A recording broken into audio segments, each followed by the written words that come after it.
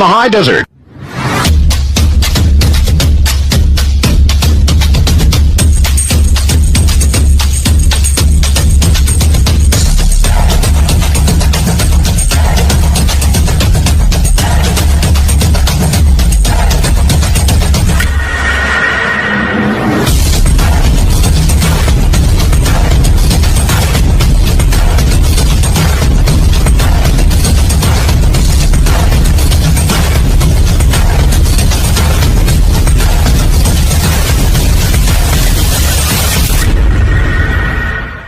Want to take a ride from the high desert and the great American Southwest?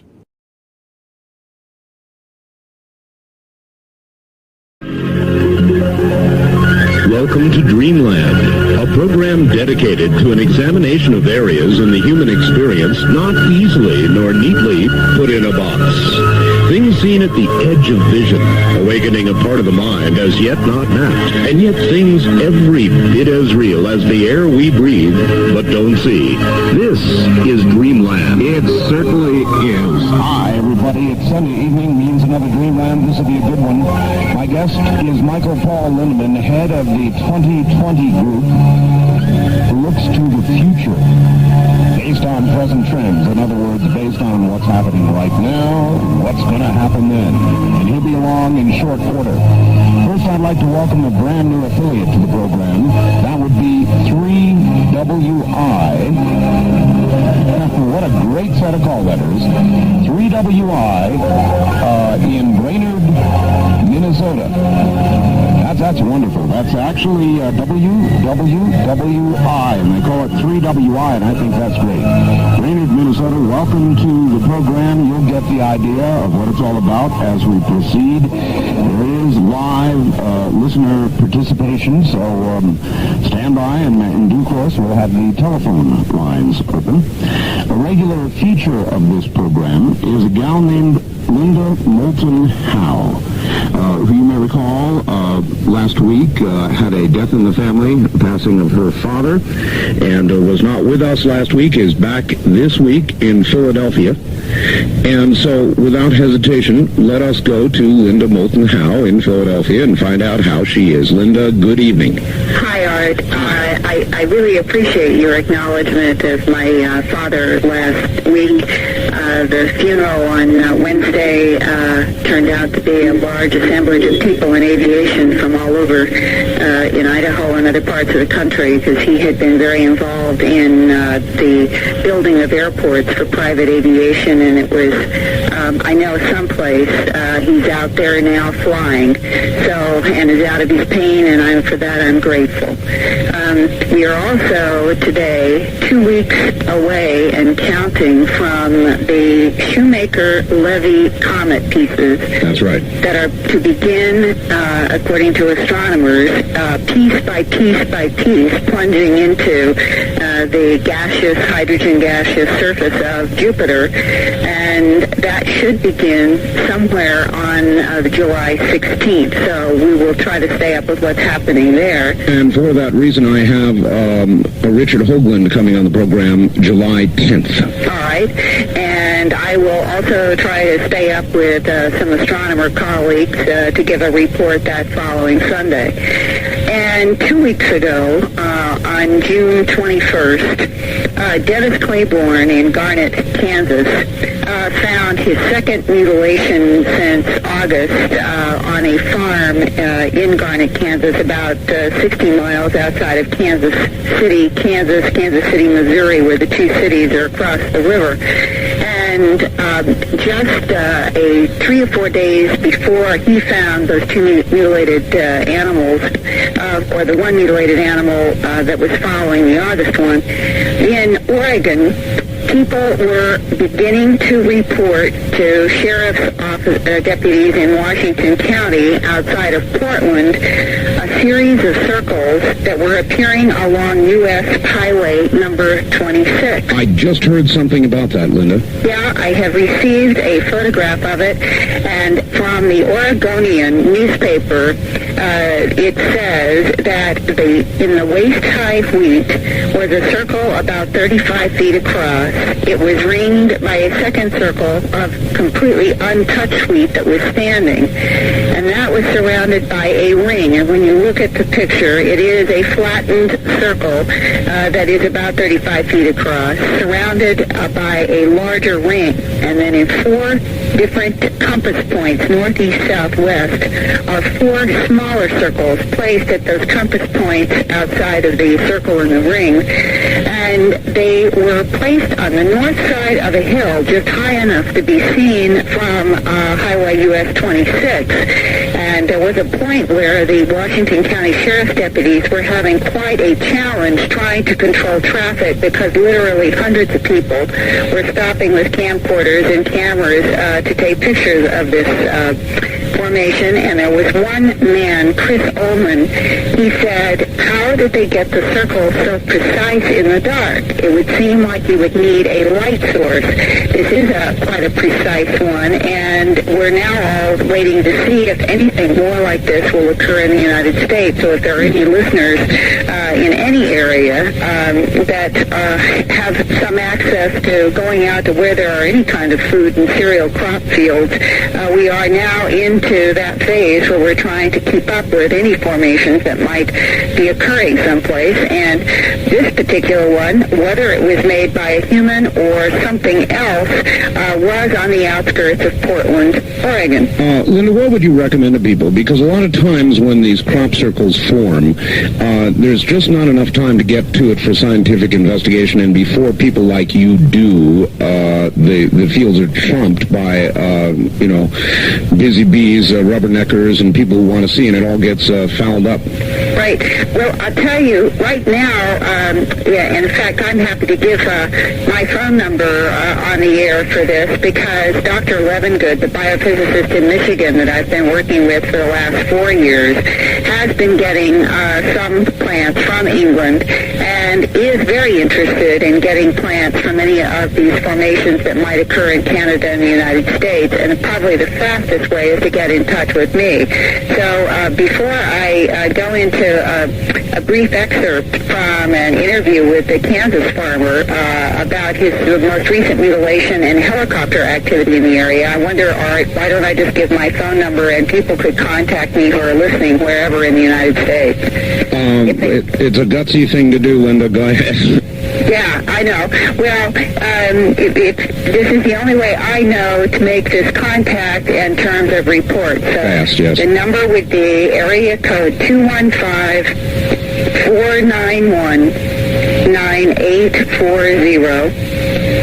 And I will talk with people, and we will see if there is some formation that does occur someplace. We will try to work with Dr. Levengood to get plants to him, and so I would be the contact point. Okay, Linda, but there are a lot of people listening, and so you better qualify it. The only calls you want are ones that are connected to crop circles? Crop circles, and I suppose if somebody also would in their area have heard about some recent mutilations, since they are occurring in a variety of isolated parts of the country right now, I certainly could take a call on that too. All right, with those being the parameters, area code 215-491-9840, Linda Moulton Howe. Okay, Linda. Now, I'd like to share with you a portion of a conversation with farmer Dennis Claiborne, who lives in Garnett, Kansas.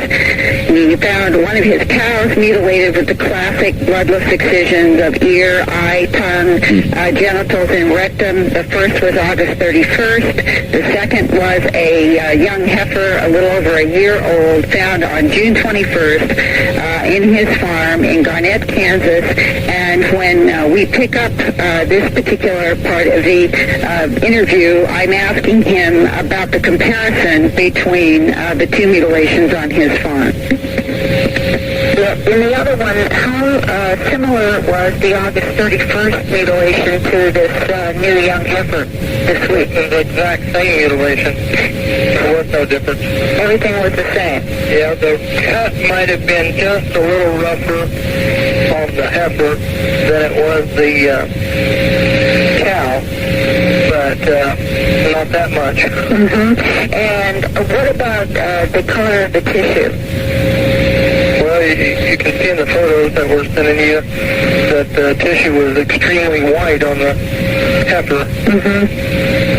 As if there was no blood in the capillary. There wasn't no blood nowhere. Mm-hmm.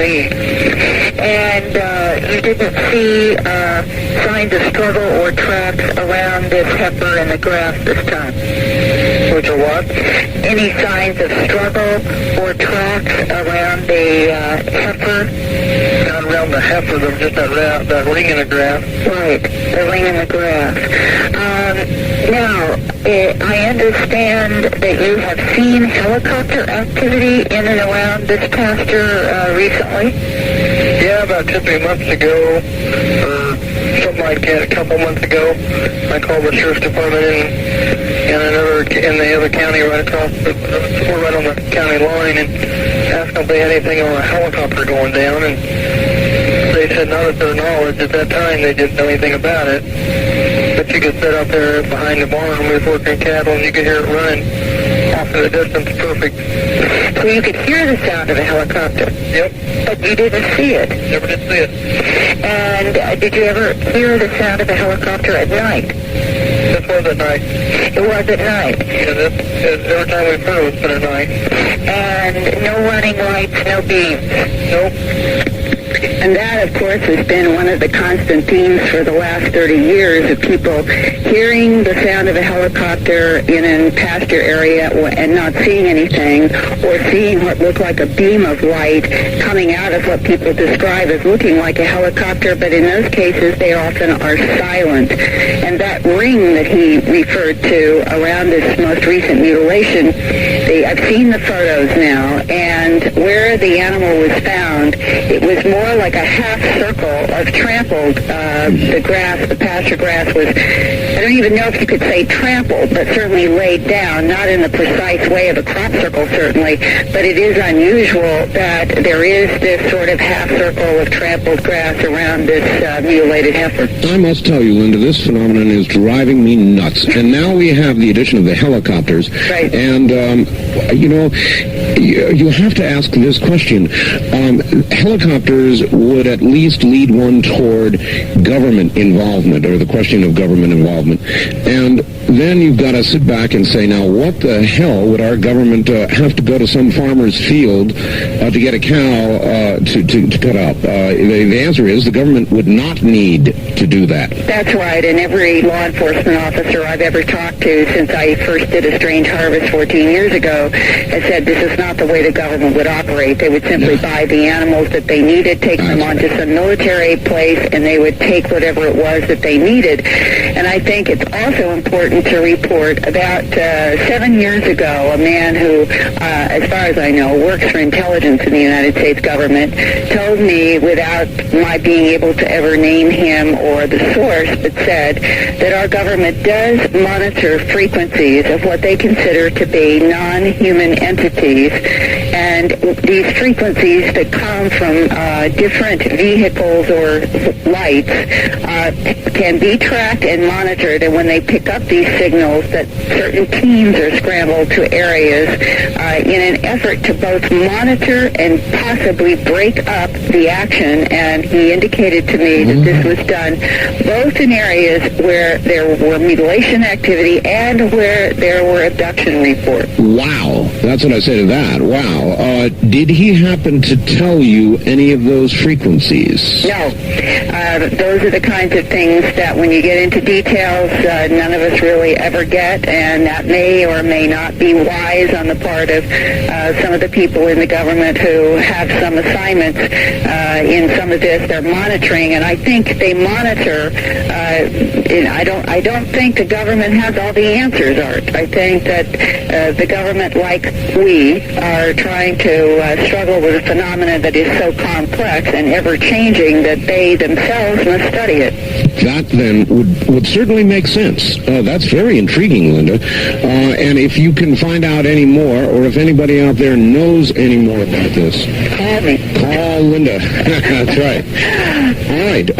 Linda, fascinating report. Thank you, and I will look forward to next week, and my best to Michael Lindemann, and hopefully I can talk with him soon, too. I know you'll have a good conversation with him. I know he wants you to give him a call. All right. So do that. Thank you, Linda. Take care. Take care. Linda Moulton Howe. Wow. Now that is the first that I have ever heard that suggested, that there may be frequencies of operation of these craft, and that they are monitored. And when something is heard in a specific area, a team is dispatched. All of a sudden, that would make some sense. In just one moment, Michael Paul Lindemann. Michael Lindemann was born in Milwaukee in the state of Wisconsin, home of our new affiliate tonight, 3WI, in 1949. He became a conscientious objector as a university student during the Vietnam War, developing a lifelong interest in arms control, foreign affairs, and government policy. He earned a BA degree in psychology from Antioch University, followed by 2 years of study at the Graduate Theological Union in Berkeley. He later combined his political and psychological interests as an educator, social analyst, and futurist, first as executive director of the Peace Resource Center of Santa Barbara, then as founding director of the 2020 Group, which is a private research organization studying forces that shape the future. Since 1990, Michael Lindemann has earned national recognition for contribution to the studies of UFOs. He first examined the UFO controversy in 1989 from the angle of its possible connection to covert weapons development and social policy, finding substantial evidence in support of UFO claims. He founded the Visitors Investigation Project to conduct and publish UFO research. Through the 2020 Group, Michael Lindemann consults to the entertainment industry, news media, business community, independent researchers, and private individuals on all aspects of the UFO subject, as well as other issues impacting the present and future conditions of human society. He's a dynamic public speaker. He's lectured and held seminars in just about every part of the United States, is a frequent guest on radio and TV of all sorts. So here from Santa Barbara, California, is Michael Lindemann. Michael, hi. Let's see. Let's try it again. Michael, how are you doing? I'm fine. Good to hear from you, Art. Glad to have you back on the program. For a lot of my listeners, Michael, they will never have heard you since we're on so many new affiliates. So I just guess I told them a little bit about you. What is the 2020 Group, and what are you doing now? Well, Art, as you said a minute ago, the 2020 Group is basically a private research and publishing organization, which I founded in 1989. At the time, I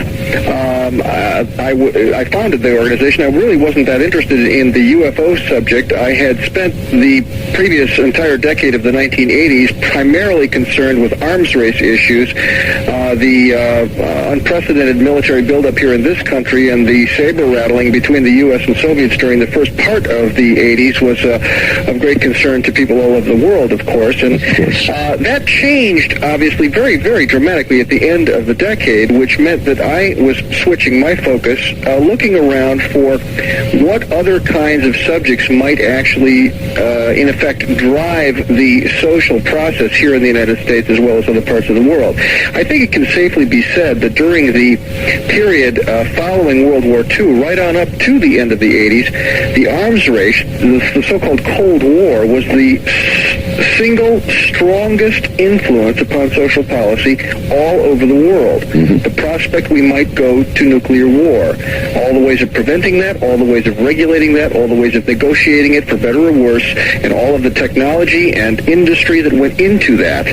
That was the largest single thing in the whole social policy area. Now, of course, that has changed dramatically, and I was asking what's next. But at the same time, I was saying, why do we continue to build extremely arcane new weapon systems?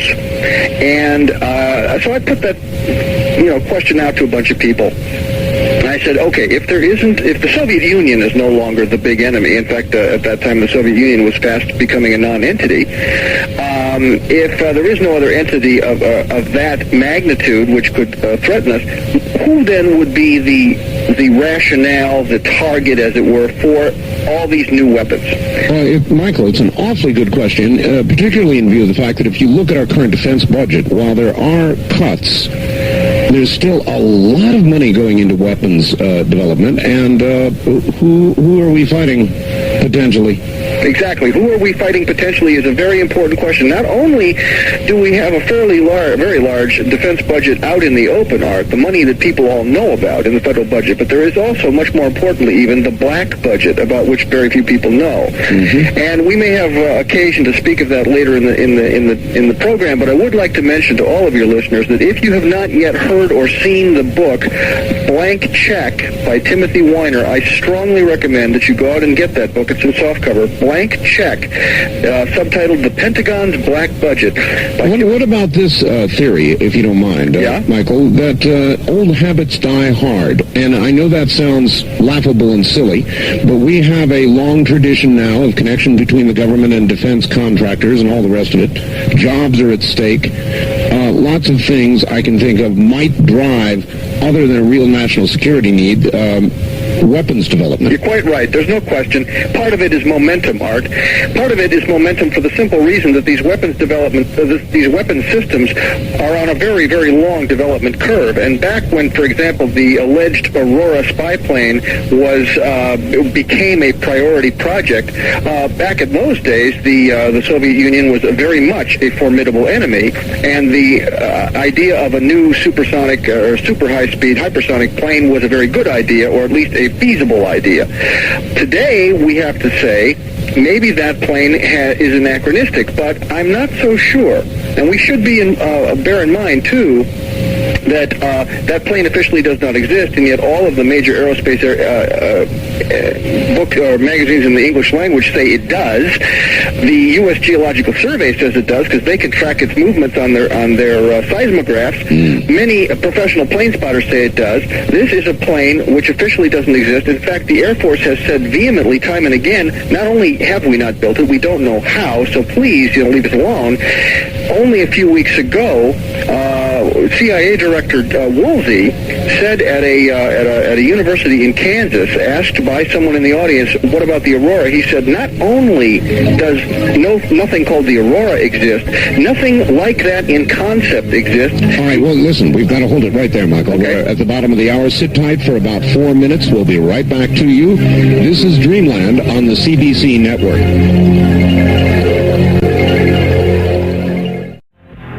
News updates at the top and bottom of the hour. When you need to know on Twitter. And breaking news when it happens. This is News Radio WTAM 1100. Cleveland. From the Kingdom of Nye, you're hearing Dreamland with Art Bell. To participate in the program, call toll-free 1-800-618-8255. 1-800-618-8255. First-time callers, area code 702-727-1222. Or the wildcard line at 702-727-1295. This is the CBC Radio Network. He heads up the 2020 group. His name is Michael Lindemann. And we're talking about, at the moment, things military, our defense budget, and he brings up an awfully good point. If the threat is largely, underlying that word, gone, then what are we doing? Spending billions and billions, it's a tip of the hat to Mr. Sagan, of dollars on new weapons systems. We were discussing the Aurora. Michael, you're back on the air. Okay, Art. Just complete that thought real quick. Yes, the bottom line is that the CIA director says categorically it doesn't exist. Everybody else who knows anything says categorically that it does exist. And that is to say, in the civilian sector, the military says flatly it doesn't exist.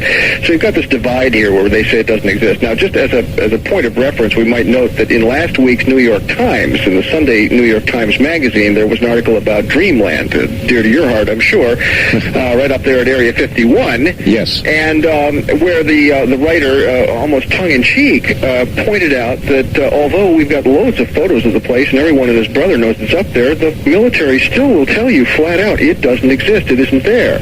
And this is, I think, something we have to understand, that these people lie for a living, and to them it isn't lies, it's policy.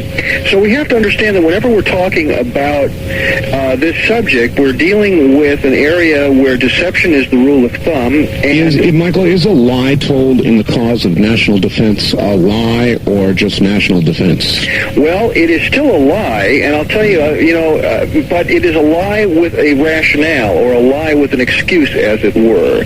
Ollie North trotted out his famous thing: we had to trade off which was more important, lives or lies, lives with a V, or lies. He, in defense of his Iran-Contra behavior, Winston Churchill, when he was plotting with Stalin and Roosevelt to defeat Hitler, said in wartime, the truth is so important that she must be guarded with a bodyguard of lies.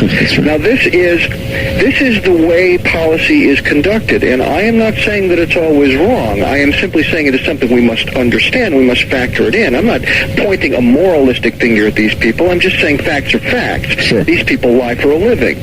Now, when it comes to the UFO subject, of course, we're up against what is arguably the biggest secret in world history, and there, of course, I think for all practical purposes, it is being conducted in a war mentality, though it is not necessarily a war issue, but it is certainly being conducted with a war mentality, and so we have to assume that this lies in defense of policy, lies as policy, is very much the order of the day. Have you concluded, Michael, that we are being visited? My personal conclusion is absolutely yes. I believe I am absolutely convinced. And what is the body of evidence that brought you to that conclusion? Well, it is, I must say, it has been coming together incrementally, Art. I wish I could point to a smoking gun. I really can't. I would like to say, however, that the new evidence, or the recent accumulation of evidence around the Roswell incident, is extremely compelling, and we can now point to several excellent books on that subject.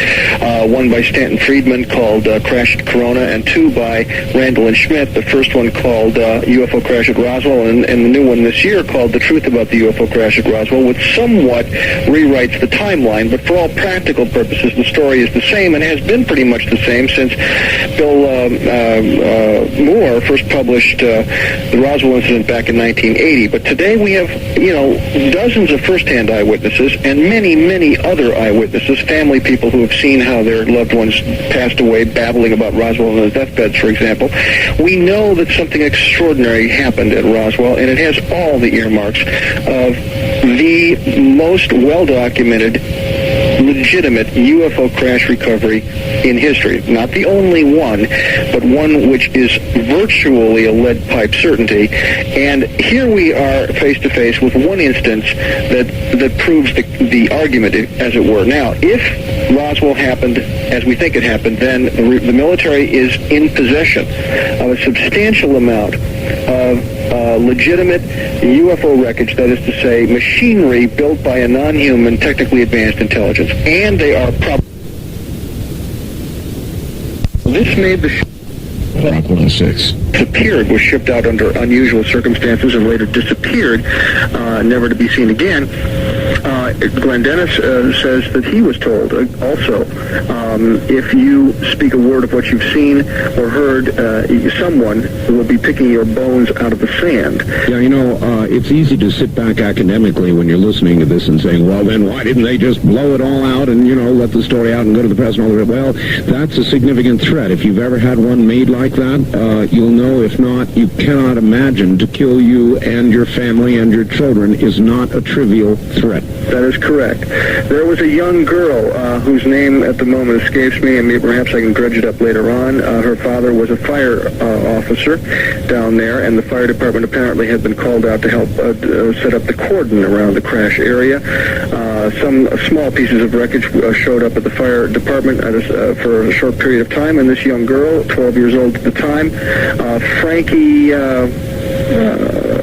Frankie something. I forget her first.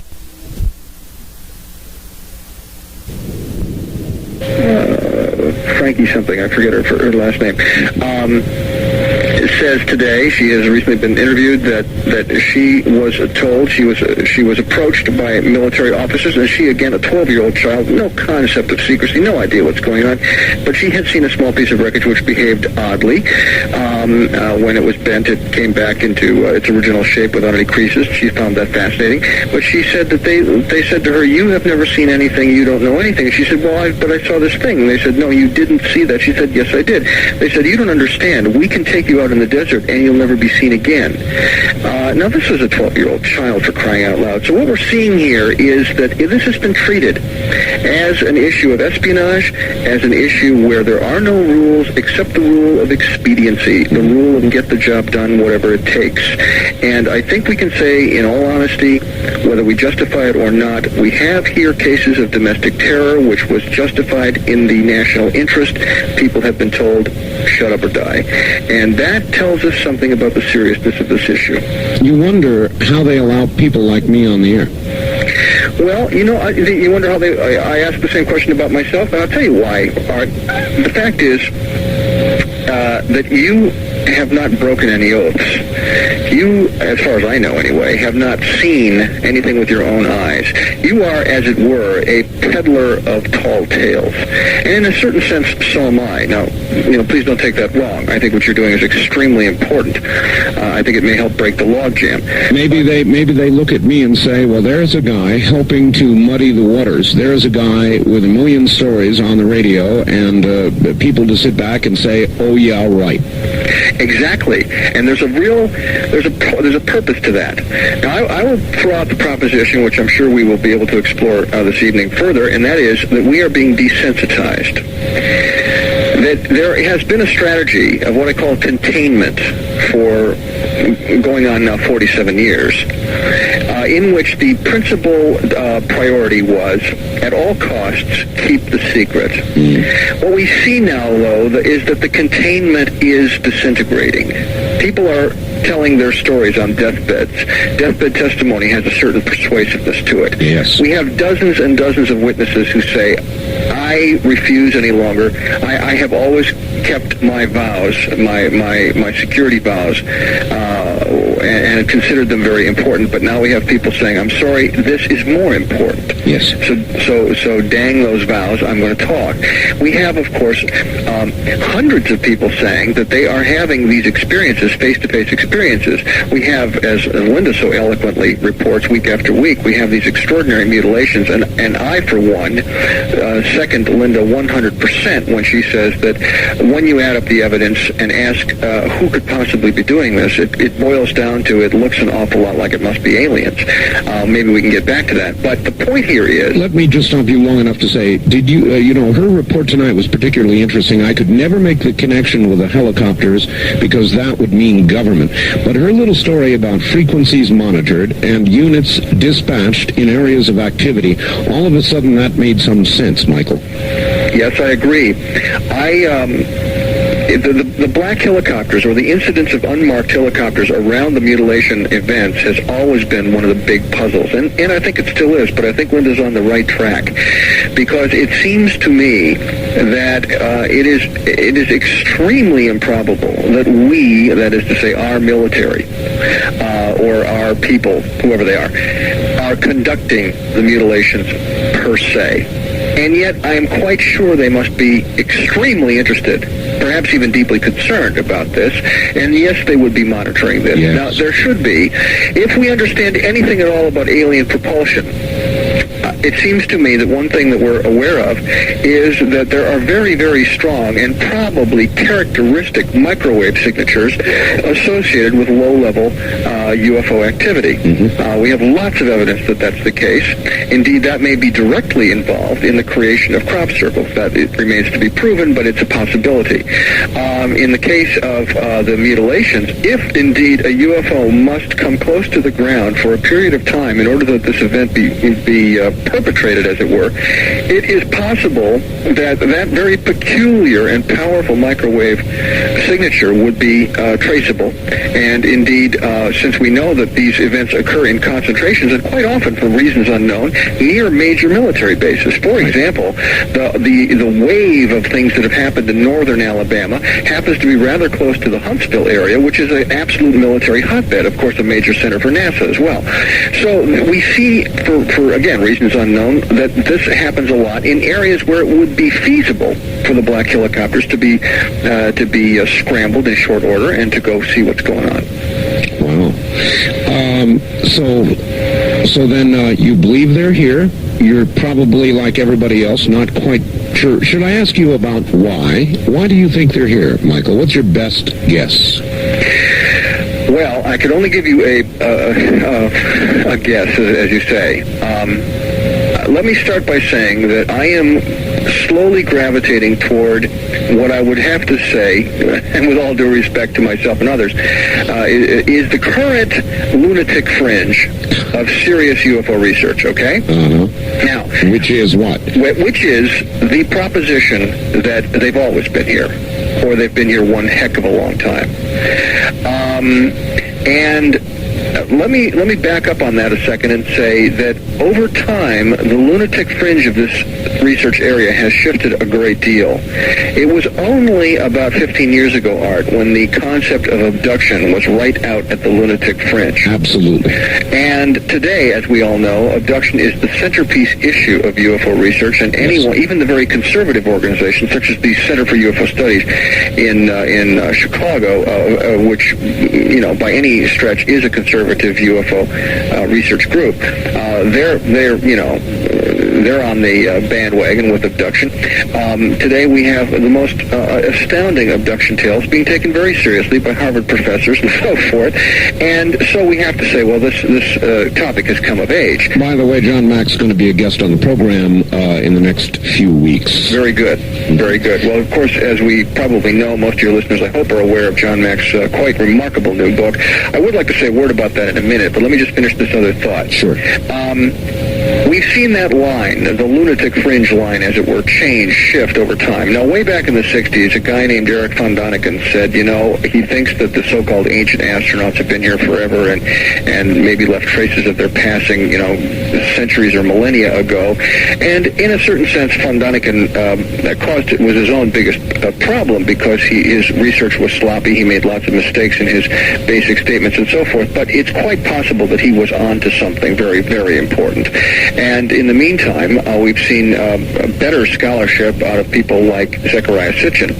And we are finding that one of the most prominent themes among abductees today is this theme. They are being told time and time again, instructed about the ancient history of the world and how it is that we have had this long-running relationship with these others. Now, we should say, too, that these others do not appear to be a single group. There seem to have been, this may have been a crossroads, you know, for this part of the galaxy, for all we know. We hear stories to the effect that this is a fascinating planet because it is replete with so many different life forms that it's somewhat of an anomaly in that respect. Well, I don't know if any of that is true. It's an interesting idea. The fact is, however, that there are all over the world incidences of what we call out-of-place artifacts, and also out-of-place knowledge. For example, why is it that the Sumerians 5,000 or 6,000 years ago knew the precise dimensions and structure of the solar system?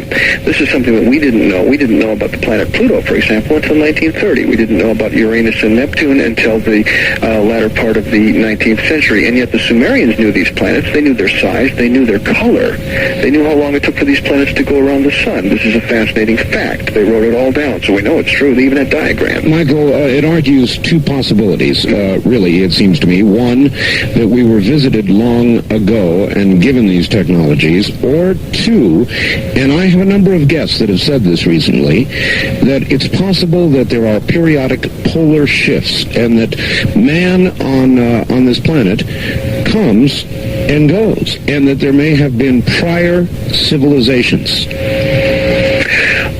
Okay. Prior civilizations, yes. Even possibly prior entire periods of exceedingly high technology. Indeed, the new information about the Sphinx is most provocative in that regard. Are you familiar with the latest information concerning the possible age of the Sphinx? Please tell me. Well, a man named John Anthony West a couple of years ago noted something most peculiar about the Sphinx. He was looking at photographs of the Sphinx, and he said, by golly, this thing was eroded with water, not wind. Now, this makes it an anomaly in the whole area. All the other structures around there, the giant pyramids of Giza and so forth, are all very clearly wind eroded, but water erosion looks very, very different. And there's simply no doubt at all, from the standpoint of a geologist, that the Sphinx is eroded with water, the back part of it. So the question is, how is it possible that the Sphinx could have been eroded with water? When did it rain in Egypt? And the bottom line there is it didn't rain. It hasn't rained any significant amount in Egypt for 10,000 years. Now, this of course raises a firestorm with Egyptologists because they have nailed down the age of the Sphinx, who built it, what it's for, and all of that. But nonetheless, the geologists have come on board like gangbusters because John Anthony West, who's no geologist at all, enlisted the aid of some geologists from various universities in the East Coast, and they went out there very grudgingly at first, but they had a look and they said, by golly, this guy is absolutely right. This bloody monument is eroded with water, and it's very apparent. It's not an ambiguous matter. So now every geologist that has a look at it just, drops his jaw to the floor and says, this is the most fantastic thing we've ever seen. Bottom line, what does it mean? The Sphinx can't be 5,000 or 4,000 years old like people say. It can't be an artifact of that dynasty that everyone pins it on. It is something that was built 10 or 12,000 years ago, long enough ago, Art, that rain, substantial amounts of rain, could have substantially eroded it before the rain stopped. And that is an absolutely stunning change in our whole view of that area. It is. Michael, hold on just one moment. My guest, Michael Lindemann. The C. Crane Company sells the DL telephone. What is the DL telephone? Why should you want it? Oh, these are easy answers. The DL telephone, in the area of what is it? It's a digital telephone. That means that it breaks your caller's voice down and your voice down into true individual digital yeses and nos. Confusing? It reassembles them on the other end. So, what does that mean? Well, here's what it means. Here's how it works. It is as good as a plug-into-the-wall telephone. It's a portable telephone. Operates on 900 megahertz, up above the cellular area. It is so clear that you will not be able to detect any difference between it and a telephone you plug into the wall. No difference in terms of either the caller's voice or yours going back. Can you imagine that? Can you believe it? Believe it. It's true. I have a couple of them, as a matter of fact. I love this telephone. What else does it do? It gives you complete privacy. Because it is digital, nobody can monitor it on a scanner. Nobody. Matter of fact, it doesn't even have the clipper chip in it yet. It's complete privacy. Free. My telephone will go 3/4 of a mile. I can go to neighbors' homes and all the rest of it. I've got good geography here for that, I'll grant you. And if you have a lot of buildings, it may lessen somewhat. But almost everybody I've talked to gets right on up to a half mile or better. Imagine that. So you can take it to neighbors' homes, that sort of thing. It's got all the features you would expect and demand of a portable telephone. The redials, the flashes, the holds, all the rest of that sort of thing. In fact, the DX model even has a very, very effective intercom in it. Now, the DL telephone is $199.95, and there are only a few more in stock, so get on the telephone Tuesday morning. Not Monday, because they're closed Monday, but Tuesday morning with the C. Crane Company at 1-800-522-8863. Then, by the way, when you get it, take your old telephone and throw it as far as you can throw it. No interference from others using it also, by the way. That number again to order, 1-800-522-8863. Back to Michael Lindemann. Michael. Yes, sir.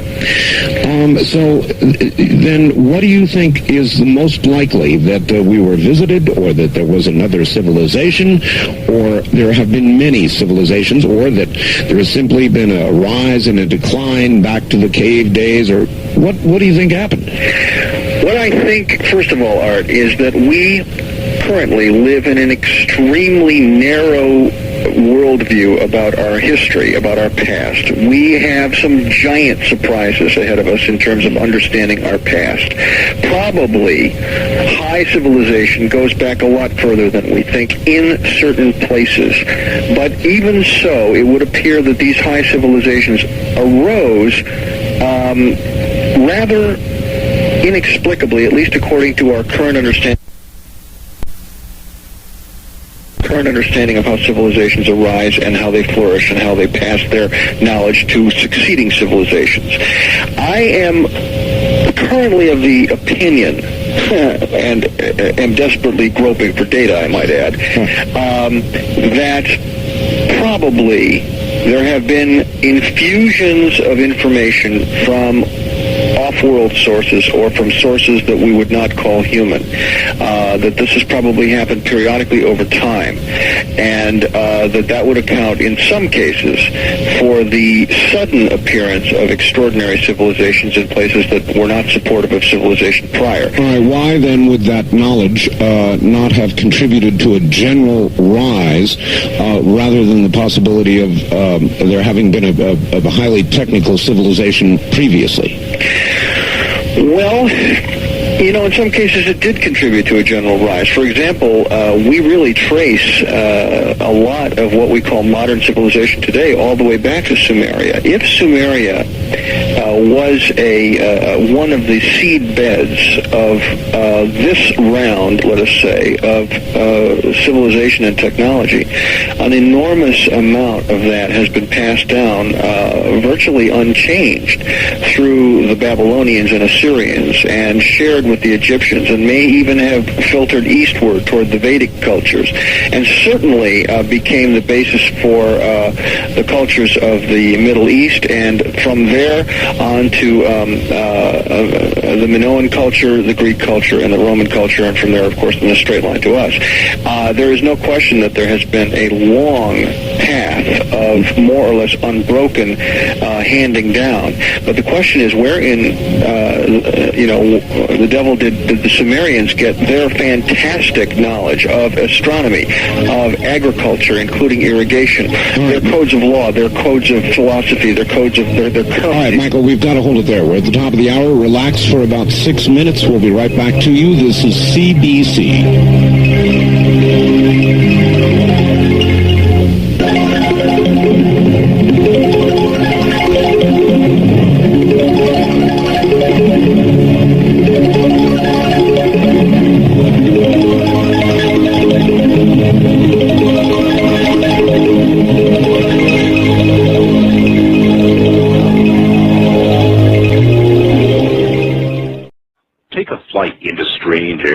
Explore a world of mystery and supernatural phenomena. Don't take a wrong turn, though. You might run into the monsters of your dreams. This week on Dreamland, Mark Smith, author of Auras. See them in only 60 seconds. Hello, I'm Art Bell. I'll guide you safely through Dreamland into the Kingdom of Nine.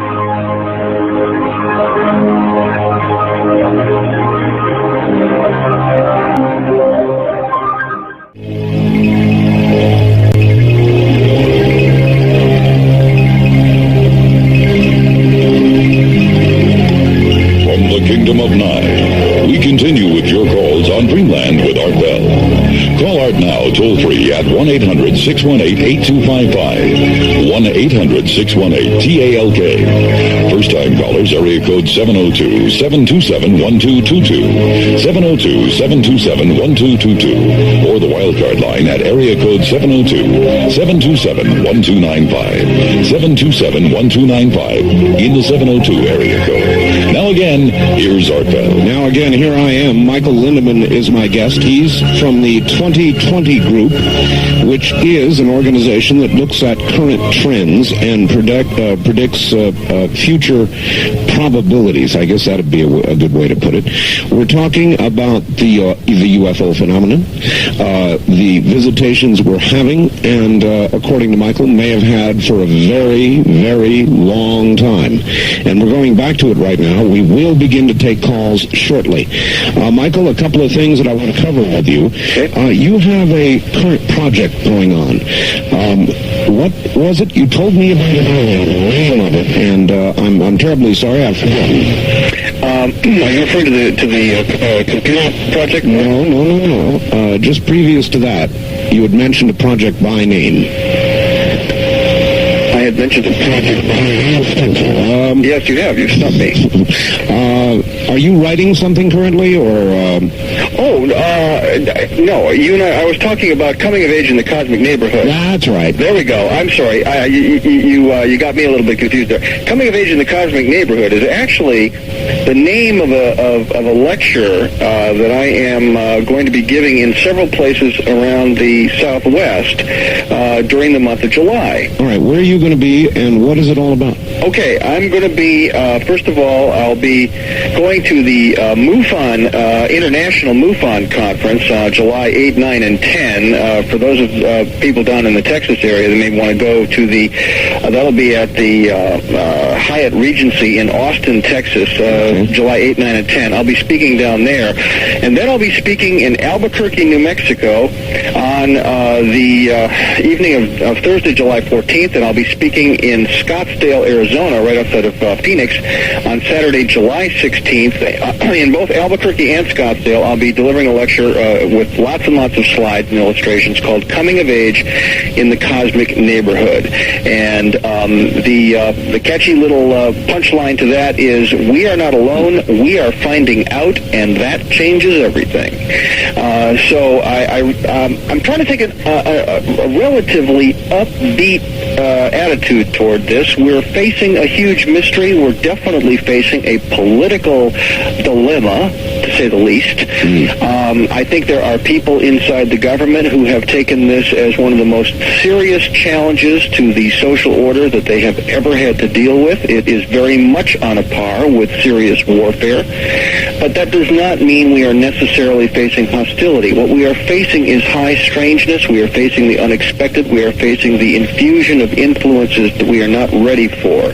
And that can be problematic, but not necessarily a disaster in the end. We have to get ready for this. We have to grow up and face the music. I think that is a huge challenge. I think it's exciting, and that's what I'm going to be talking about. All right. Here's a what if, Michael, and I'm curious how you would answer it. If I came to you, and I was from the government, and I said, look, most of what you've talked about, well, some of it, you're off, you don't have it quite right. But the fact of the matter is, we are being visited. We've been visited for a very, very long time. The Clinton administration has decided that it wants to break word to the American public. You, Michael Lindemann, have studied this sort of thing. What do you recommend to us? What exactly would you tell them? I would tell them a couple of things. First of all, I would say that the process of desensitization is probably a sound political strategy, and I do believe that they're pursuing that. I don't believe that was a Clinton strategy. I believe it's been in place for several administrations at least.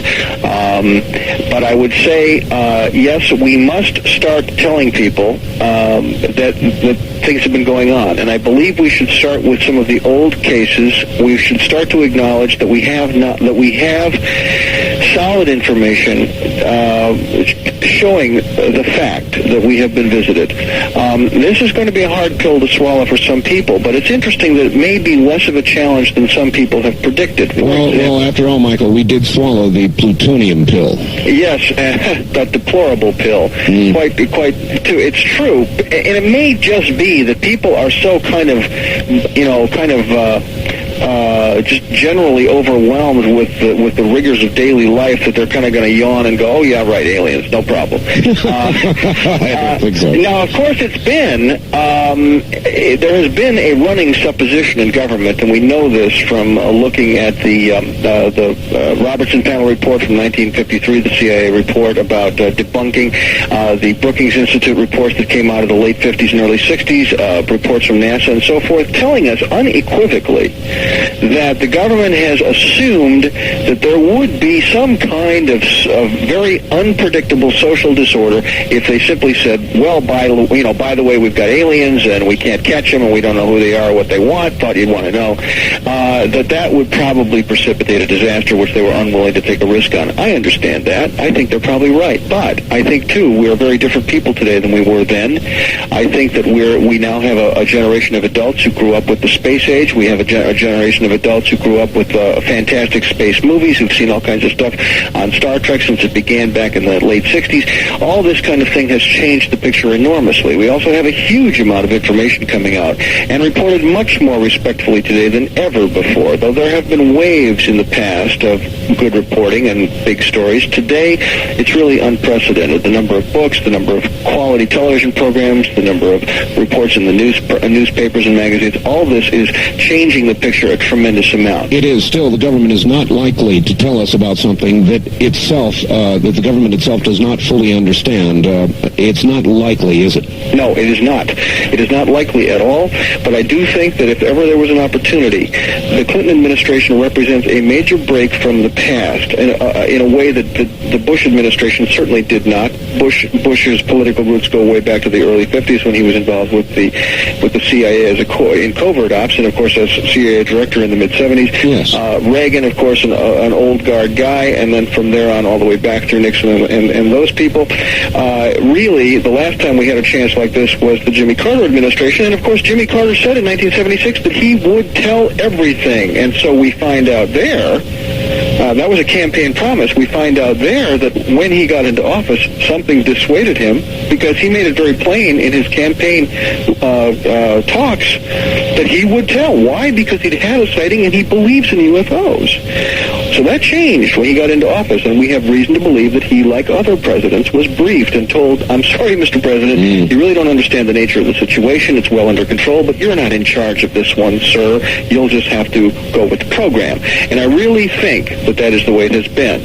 But now, in a way that we haven't seen before, I do believe that the Clinton administration is positioned it could take this on, because in a very real sense it had nothing to do with it. These people are a new breed, and they can say, look, we didn't make this problem, and we want to handle it differently than it's been handled before, because we think the American people deserve the truth, and we think the American people can rise to the occasion.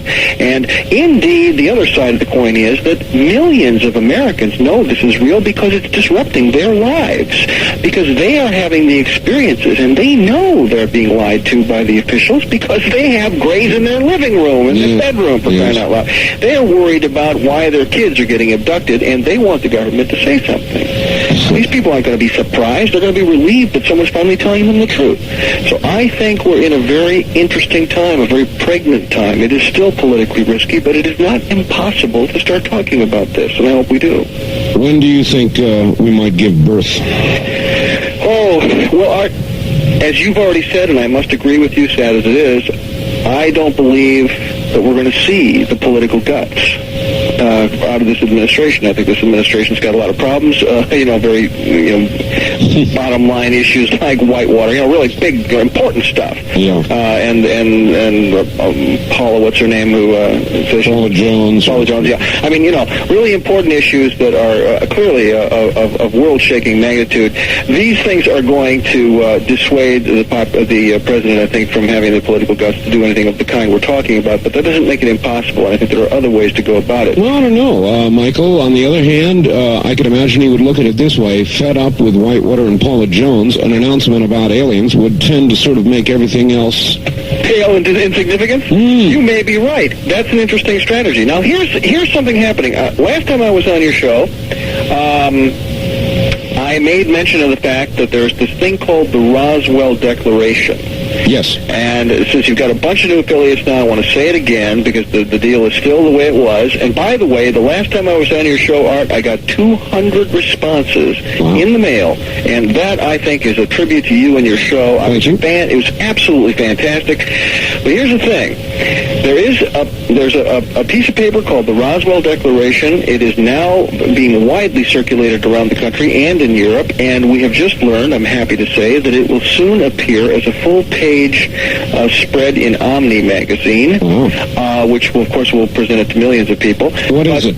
The Roswell Declaration is basically a plea to the Clinton administration to release information about some of the great classic UFO cases, principally Roswell, but also some of the other cases, to declassify certain information that would be in the public interest to come clean on this information and let people know what really happened. How do people get a copy of it? All they have to do is send me a self-addressed stamped envelope. Send it to Michael Lindemann at 3463 State Street, Box 264, Santa Barbara, California, 93105. I'll give that address again in a minute, but if you'll just send me a self-addressed stamped envelope, I will send back to you immediately the Roswell Declaration. It's self-explanatory. Read it, sign it, maybe make copies of it first for your friends, and send it in to the address that is listed on the Declaration. And you will be joining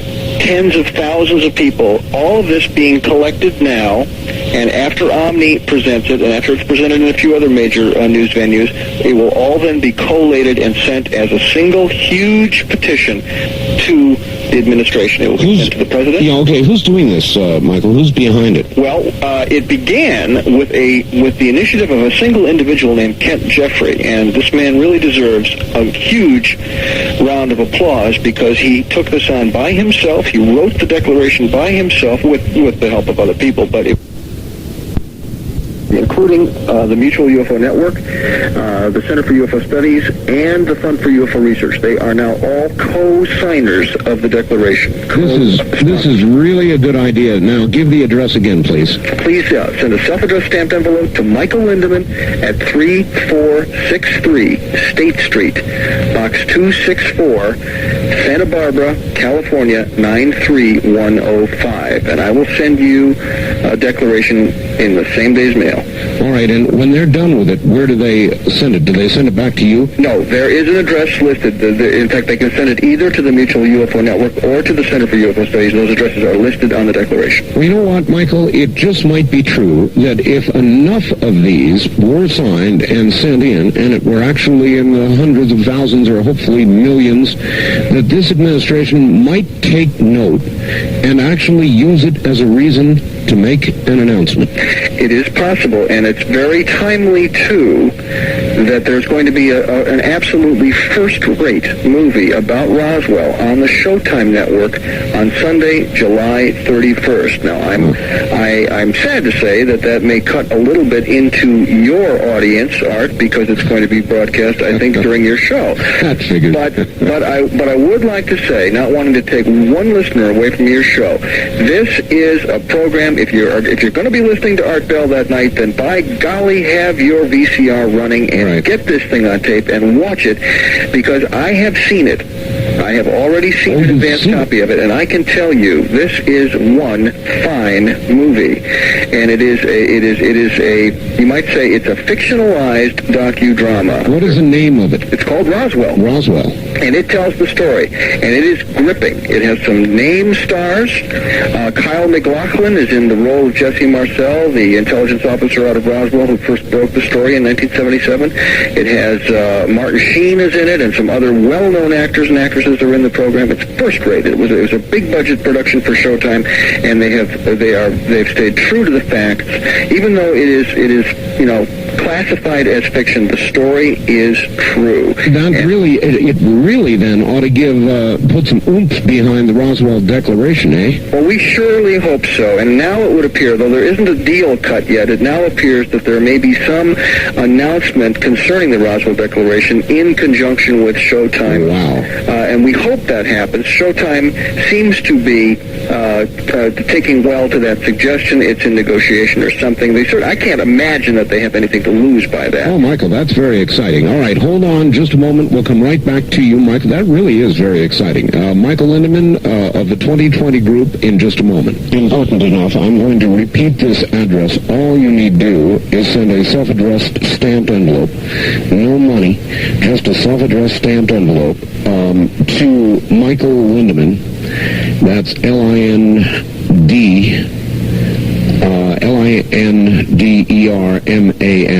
Boy, I hope. Or are there two N's in that? It's Lindemann.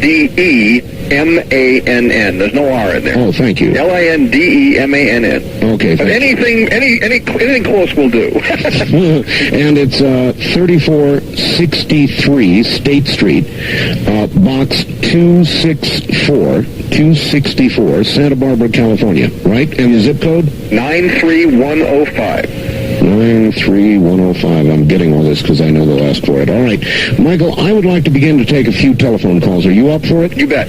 All right, let's do it. On the wild card line, you're on the air with Michael Lindemann. Hi. Hello, this is Fritz from Phoenix. Fritz from Phoenix. Gentlemen, the questions come up constantly. Why are they here? What's the reason why they have so many sightings over the 46, 47 years? Obviously, it's the cosmic connection.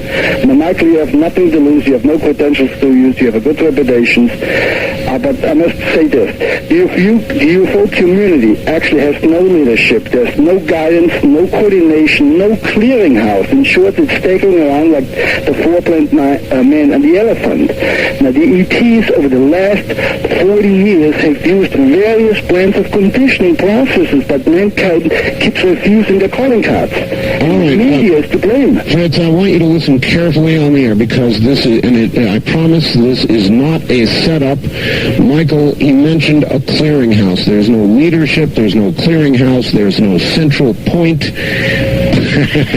Wasn't a setup, Michael. I made a comment about this a couple of weeks ago. Yes. And we talked about it before the program. Yes. And I know that you can't tell us too much about it, but whatever you can tell us what's going on. Well, Fritz, I'm very cognizant of the problem that you've said. I agree with it.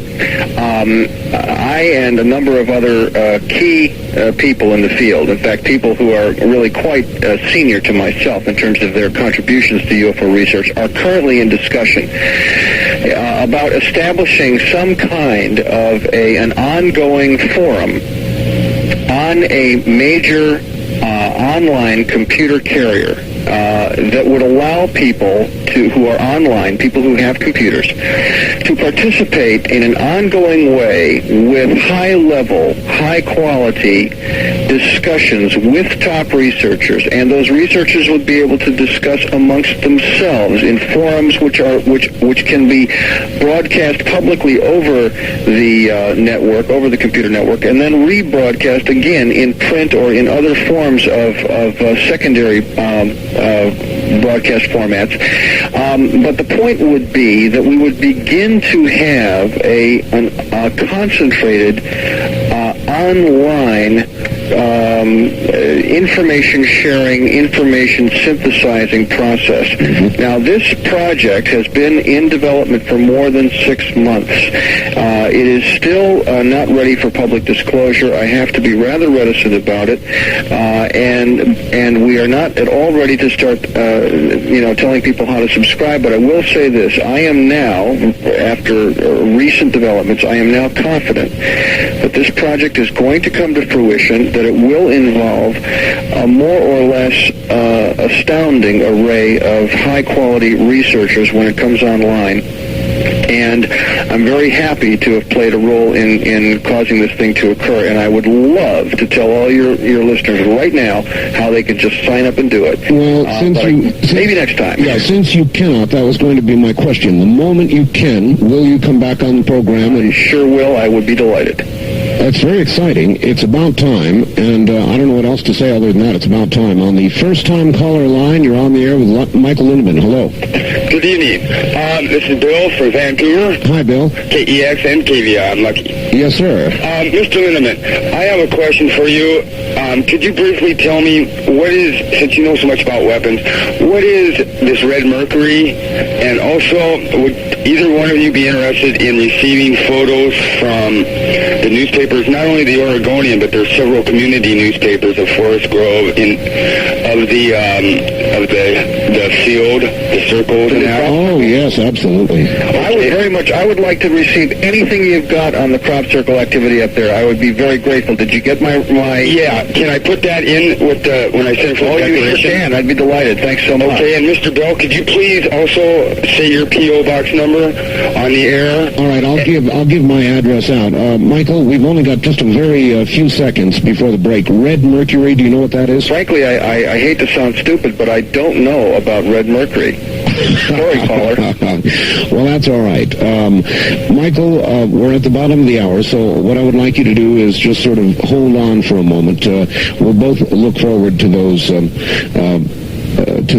clippings. I certainly will. By the way, my address is Art Bell, Post Office Box 4755, Post Office Box 4755, Pahrump, P-A-H-R-U-M-P, Pahrump, Nevada. Don't laugh, zip code 89041-4755. You're listening to Dreamland on the CBZ Radio Network. This is Art Bell, inviting you to join me every weeknight for interesting and controversial talk from Area 51 in Nevada, UFOs, time travel, the paranormal. Look, if you're talking about it or possibly just even thinking about it, you can guarantee we'll be covering it. It's Coast to Coast with me, Art Bell.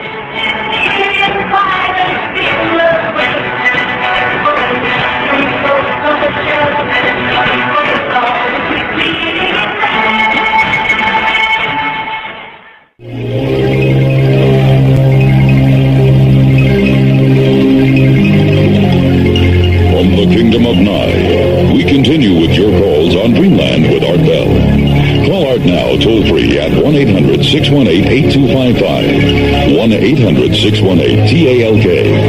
First-time callers, area code 702-727-1222. 702-727-1222. Or the wildcard line at area code 702-727-1295. 727-1295 in the 702 area code. Now again, here's Art Bell. Now again, here I am. Michael Linneman is my guest. Lots of news breaking this morning on this program, and a lot of it very welcome. Don't forget the Roswell Declaration. Send a self-addressed stamped envelope, please, to Michael Lindemann, Lindemann, 3463 State Street, Box 264, Santa Barbara, California. Zip code 93105, 93105. And back now to Michael Lindemann and your calls. Michael, are you there? Yes, I am. All right.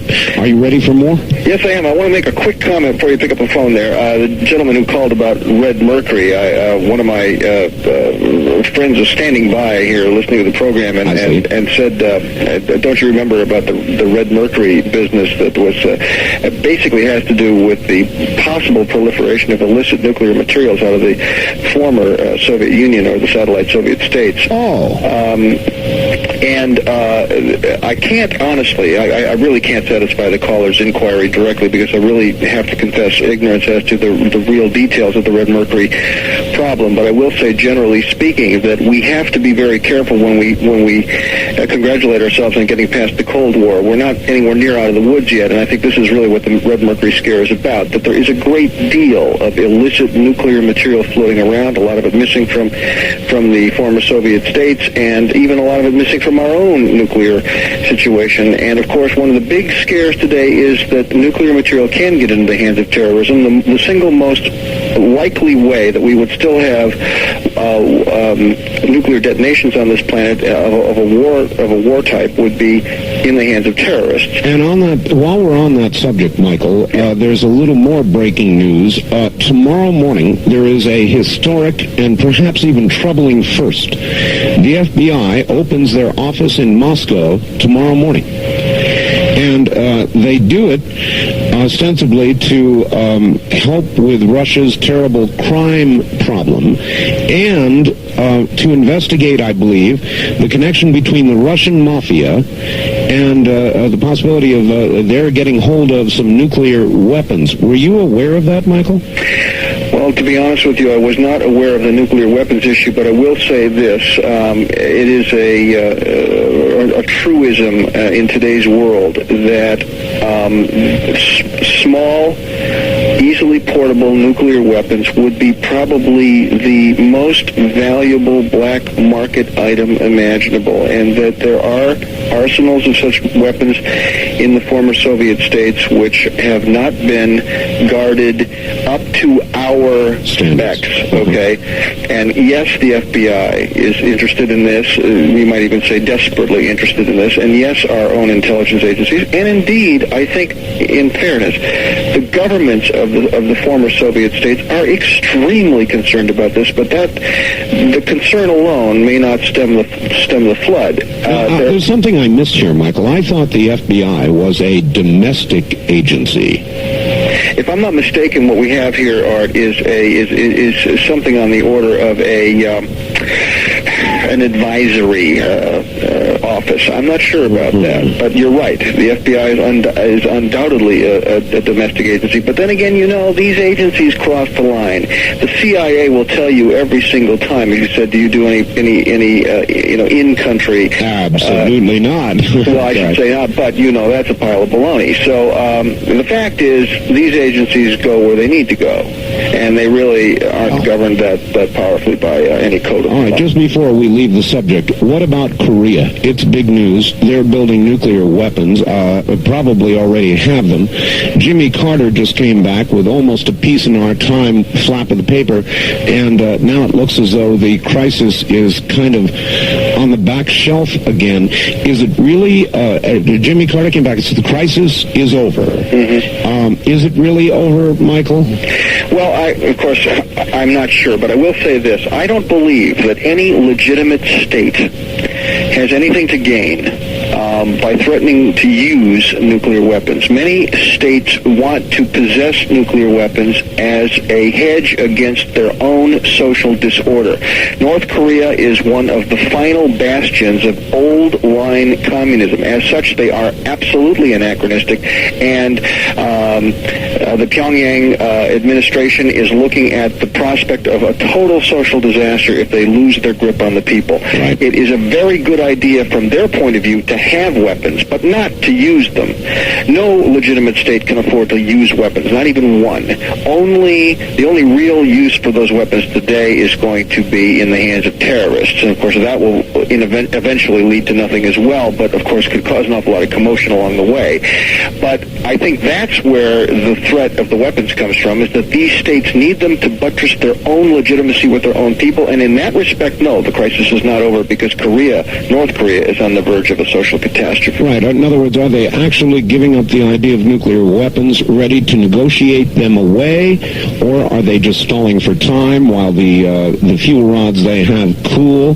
They cannot yet extract plutonium from them, and surely the one thing they needed was time. Is that what Jimmy Carter and this administration have now given them?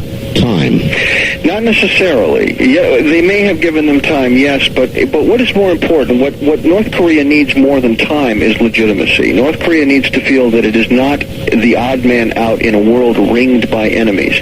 And if North Korea can be made to feel, if, for example, there is a genuine detente between North and South Korea, if North Korea is welcomed into the fold of economically developing countries in the Far East, then we may see a possibility where the North Koreans do not feel the need to develop nuclear weapons in the way they have felt. And I would call that a step in the right direction. I can't guarantee it'll happen, but I think that is where the negotiations are headed. All right. On the first-time caller line, you're on the air with Michael Lindemann. Hi.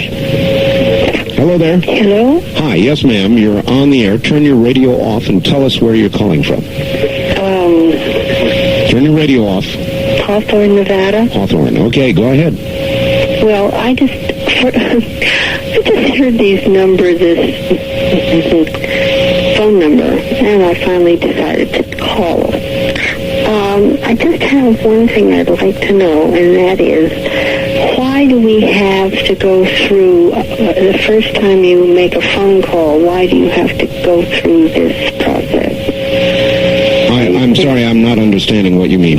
Well, the first time call... Ma'am, we have this number to make it easier for people who are trying to get through the first time. I see. Okay, do you have a question? Not really. Not tonight. All right, thank you. Apparently just wanted to see if she could get through on the wild card line. You're on the air with Michael Lindemann. Hi. Michael. Yes. Calling from Portland. You were in town last week. Yes, I was. And that was a great lecture you gave with Randall and Schmidt. Thank you. I've promoted your book quite a bit, Six Viewpoints. I consider it a quintessential book, along with Linda Howe's new book, Glimpses of Other Realities. I'm flattered that you would compare my book with hers. Hers is magnificent. Now, Michael, a few years ago you made a prediction that as ET information became analyzed, it would appear that the human race started independently around the globe. It seems like you've been vindicated.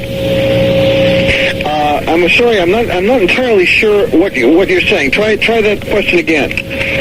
You made a prediction a couple years ago that as a lot of this information became analyzed, yeah, that it would be believed that the human race evolved around the globe, not just in the one place as is commonly believed, but throughout the planet. Oh, I see what you're getting at. Okay, I see what you're getting at. And information in certain science magazines kind of vindicates you that this indeed has come true. Well, thank you. That's actually a rather subtle point, and I thank you for bringing it up.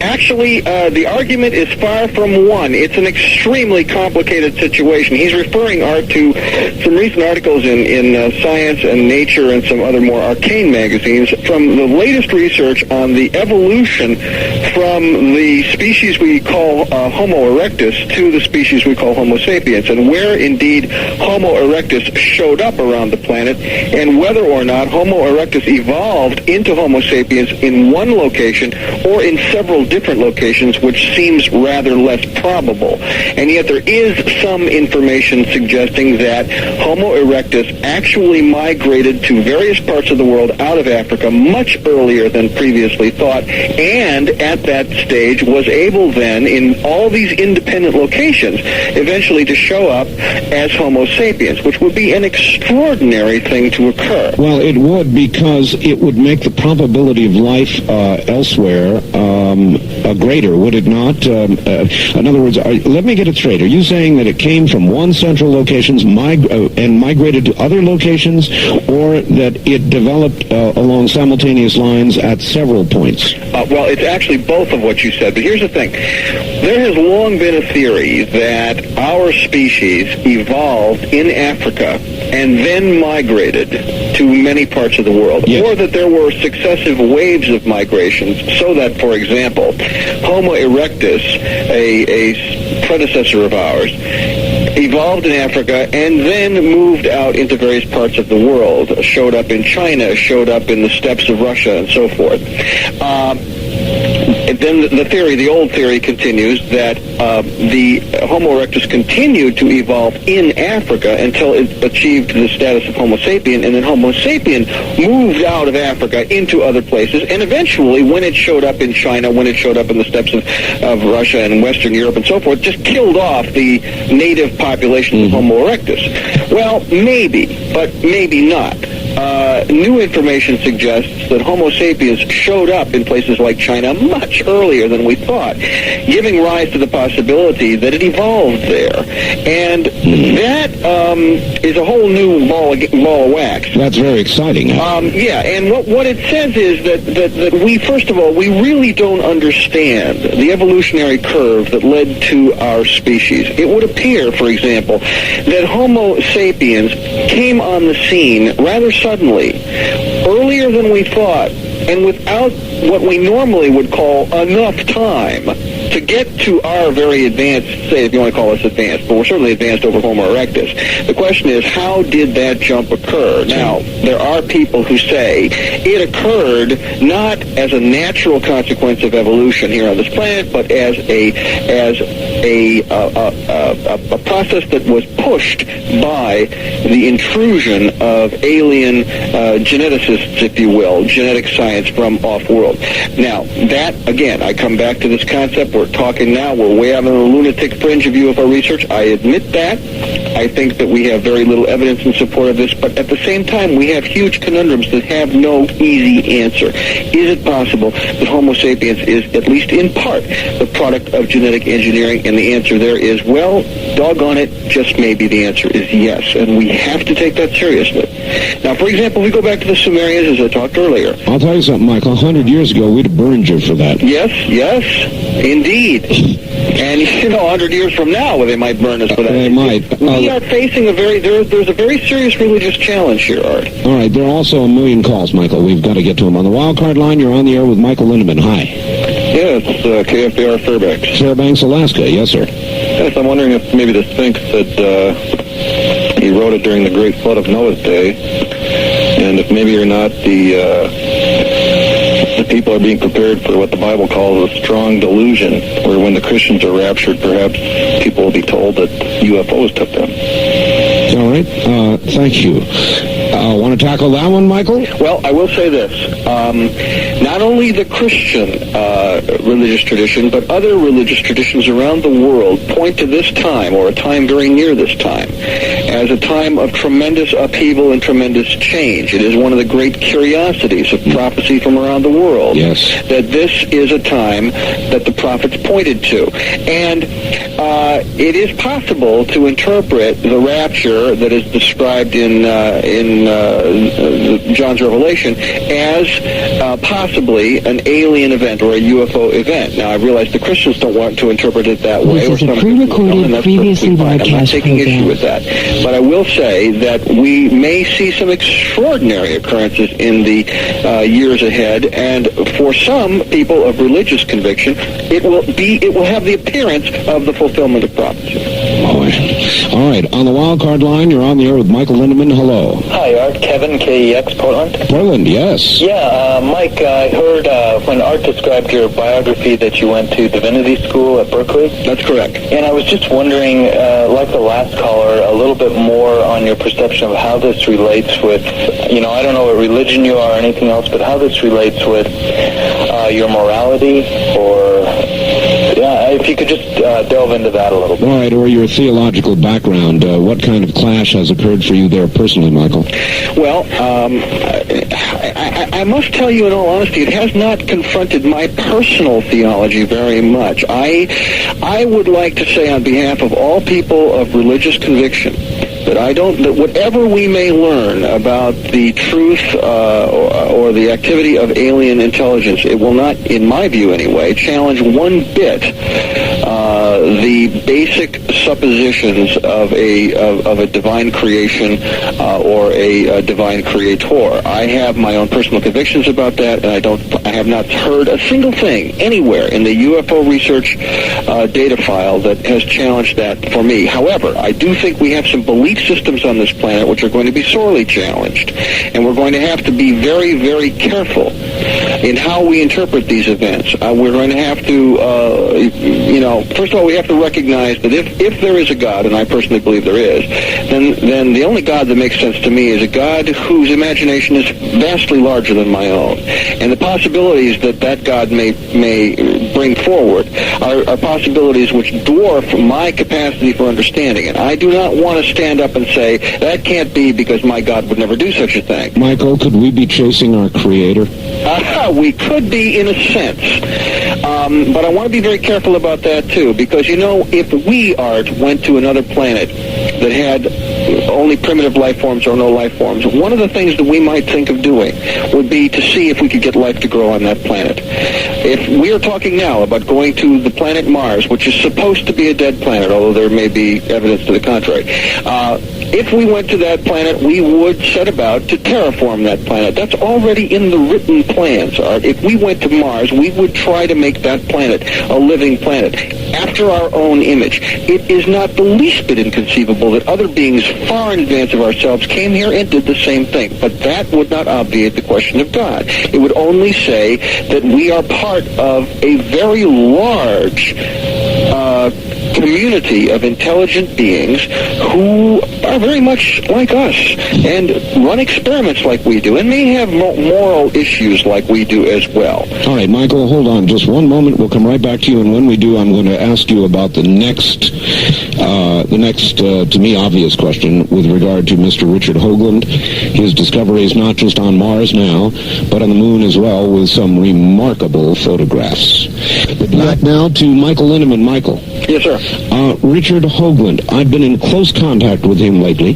Some incredible discoveries on the moon. I know that you have a computer. I don't know if you've seen any of the gift pictures of the moon structures yet, but if you have, what are your comments? Well, I had the pleasure of seeing Richard's presentation in Los Angeles a few weeks ago. So I've seen his photos. I want to say, first of all, I think Richard is a real pathfinder. He's a real groundbreaker. I don't agree with everything he says, but I have respect for his courage in bringing forward these ideas. I think his basic concepts about the face on Mars are pretty well established, and I was slow to agree with that. But I will say there's a report that your listeners should read that really nails it down in a way that to me is indisputable, and that's a report called the McDaniel Report. It was published by North Atlantic Books out of Berkeley in 1993. It is very important, and your readers should read it because it establishes that NASA knows that there is something up on Mars, and that the high probability is that that is an artificial construct which suggests the possibility that a humanoid type of life form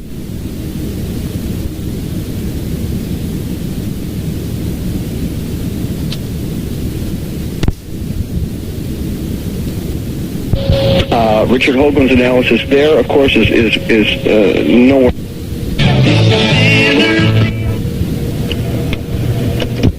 That don't have the detail that some of the other photos have got, but there are some structures there that really oughtn't to be there, and it takes somebody like Richard to explain why they shouldn't be there, and that has to do with the way erosion occurs on the moon. All the surfaces of the moon are of basically two kinds: either relatively new impact features, basically from the impact of meteoroids that cause craters, and for a time those features are rather jagged, but over time, because of the constant rain of small meteoroids, you get a wearing down, and all of the older features of the moon are extremely smooth, undulating features. In that picture, a couple of extraordinarily odd, out-of-place things. And here again we have this concept of out-of-place things that oughtn't to be there. Less than a minute now. Okay, well, we're talking about especially the one most impressive to me, and I think to others, is the so-called shard, a tower of rock which rises straight off the surface of the moon to a height of almost 5 miles. That's right. We've never built anything that big, Art. We have no idea how, and the thing, if it is a thing, as it appears to be in several photographs taken from several different spacecraft at several different times, if it's really there, then it is most unusual. It shouldn't be there, and we have to ask, where in the world does such a thing come from? And why? All right, stand by. We'll come back to you right after the break at the top of the hour and try to get to more calls this next hour. My guest, Michael Linneman. You're listening to Dreamland on the CBC Radio Network. I'm Art Bell. I just happened to be in the neighborhood, so I dropped by to extend a special invitation for you to join me Sunday for Dreamland. It should be a great show. My guest will be Dr. Elvin Taylor. The topic, subliminal perception. Don't miss it. Sunday, Dreamland, right here on everybody's favorite radio station.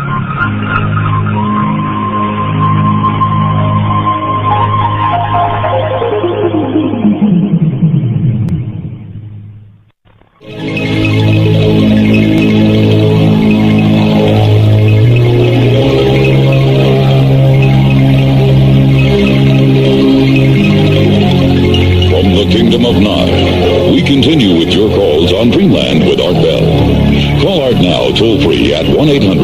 1-800-618-8255. 1-800-618-TALK.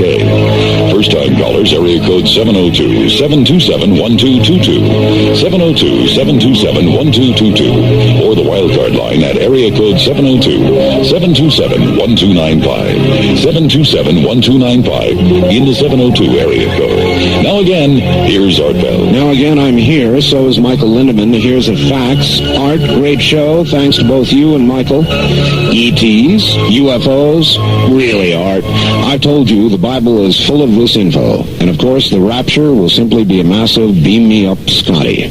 And under the category of ask and ye shall receive with regard to red mercury, somebody sent me an entire article that's going to bear some examination entitled Red Mercury. Is there a pure fusion bomb for sale? And so I'm going to do a little reading on that, several pages here. 3 pages, my fax limit, by the way. And several more faxes. Without time to get to them, we'll kind of try and fit them in as we go. Michael, are you there? Yes, sir. Good. I think that we ought to pay a lot of attention to the telephones this hour, if we can. So let's try it. On the toll-free line, you're on the air with Michael Lindemann. Good evening. Yes, sir. Did this have...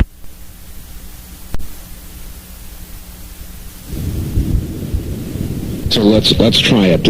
On the toll-free line, you're on the air with Michael Lindemann. Good evening. Yes, sir. Did this have... I'm from Wisconsin. In Milwaukee, and one night, everybody in Milwaukee saw this one UFO going over the city. It was like it was playing a joke, but me and some friends of mine were given some papers. Do you remember Stephen Schwartz's experiments with the Navy? When did you see this UFO? 72 or 73, I think. All right. And you say everybody in Milwaukee saw it? Was it? Yes, they were all talking about it on the air, and because I remembered how Dr. Heineck told us how to judge how far it was by our thumb. All right. By holding your thumb up, I guess. Huh? Michael, there have been a lot of sightings like this, like the one she talked about in Milwaukee, where massive numbers of people have seen something. Is that part of the great body of evidence that leads us toward the inescapable conclusion that they are here? Well, Art, I would have to say it is. It's very interesting. First of all, for this caller, just to know, I was born and raised in Milwaukee, Wisconsin. Sad to say, I left in 1967 and didn't hear about the great Milwaukee UFO sighting of 1972. So if she has any newspaper clips, I'd love to have them. But I would like to point out that period, 1972, 1973, was an absolute peak period for UFO and alien contact experiences all over the country, and some very classic cases occurred roughly between 72 and 75. For example, the fantastic abduction case in Pascagoula, Mississippi, which occurred in, I believe, 1973. The Travis Walton abduction, which occurred in 1975. Lots and lots of other events which occurred all around the country. Of course, Linda Howe would point out that period of time was a very hot time for abductions around the country. The mid-70s is one of the peak periods for that. So, we see, this is one of the aggravating things about the phenomenon, that it seems to come in waves. And we've seen some classic waves, and that was part of one of those waves. Are we in a peak or a valley now? Well, as regards sightings of craft, the classic sightings type, according to the Center for UFO Studies, we're in a valley, oddly enough. However, it would appear that the phenomenon is changing, and that the nature of contact is changing. We are no longer seeing as many lights in the sky, but we're seeing a lot more grays in the bedroom. That's a very different kind of encounter. I'll say. And I think it says something. We can't prove this, but I'll just go on.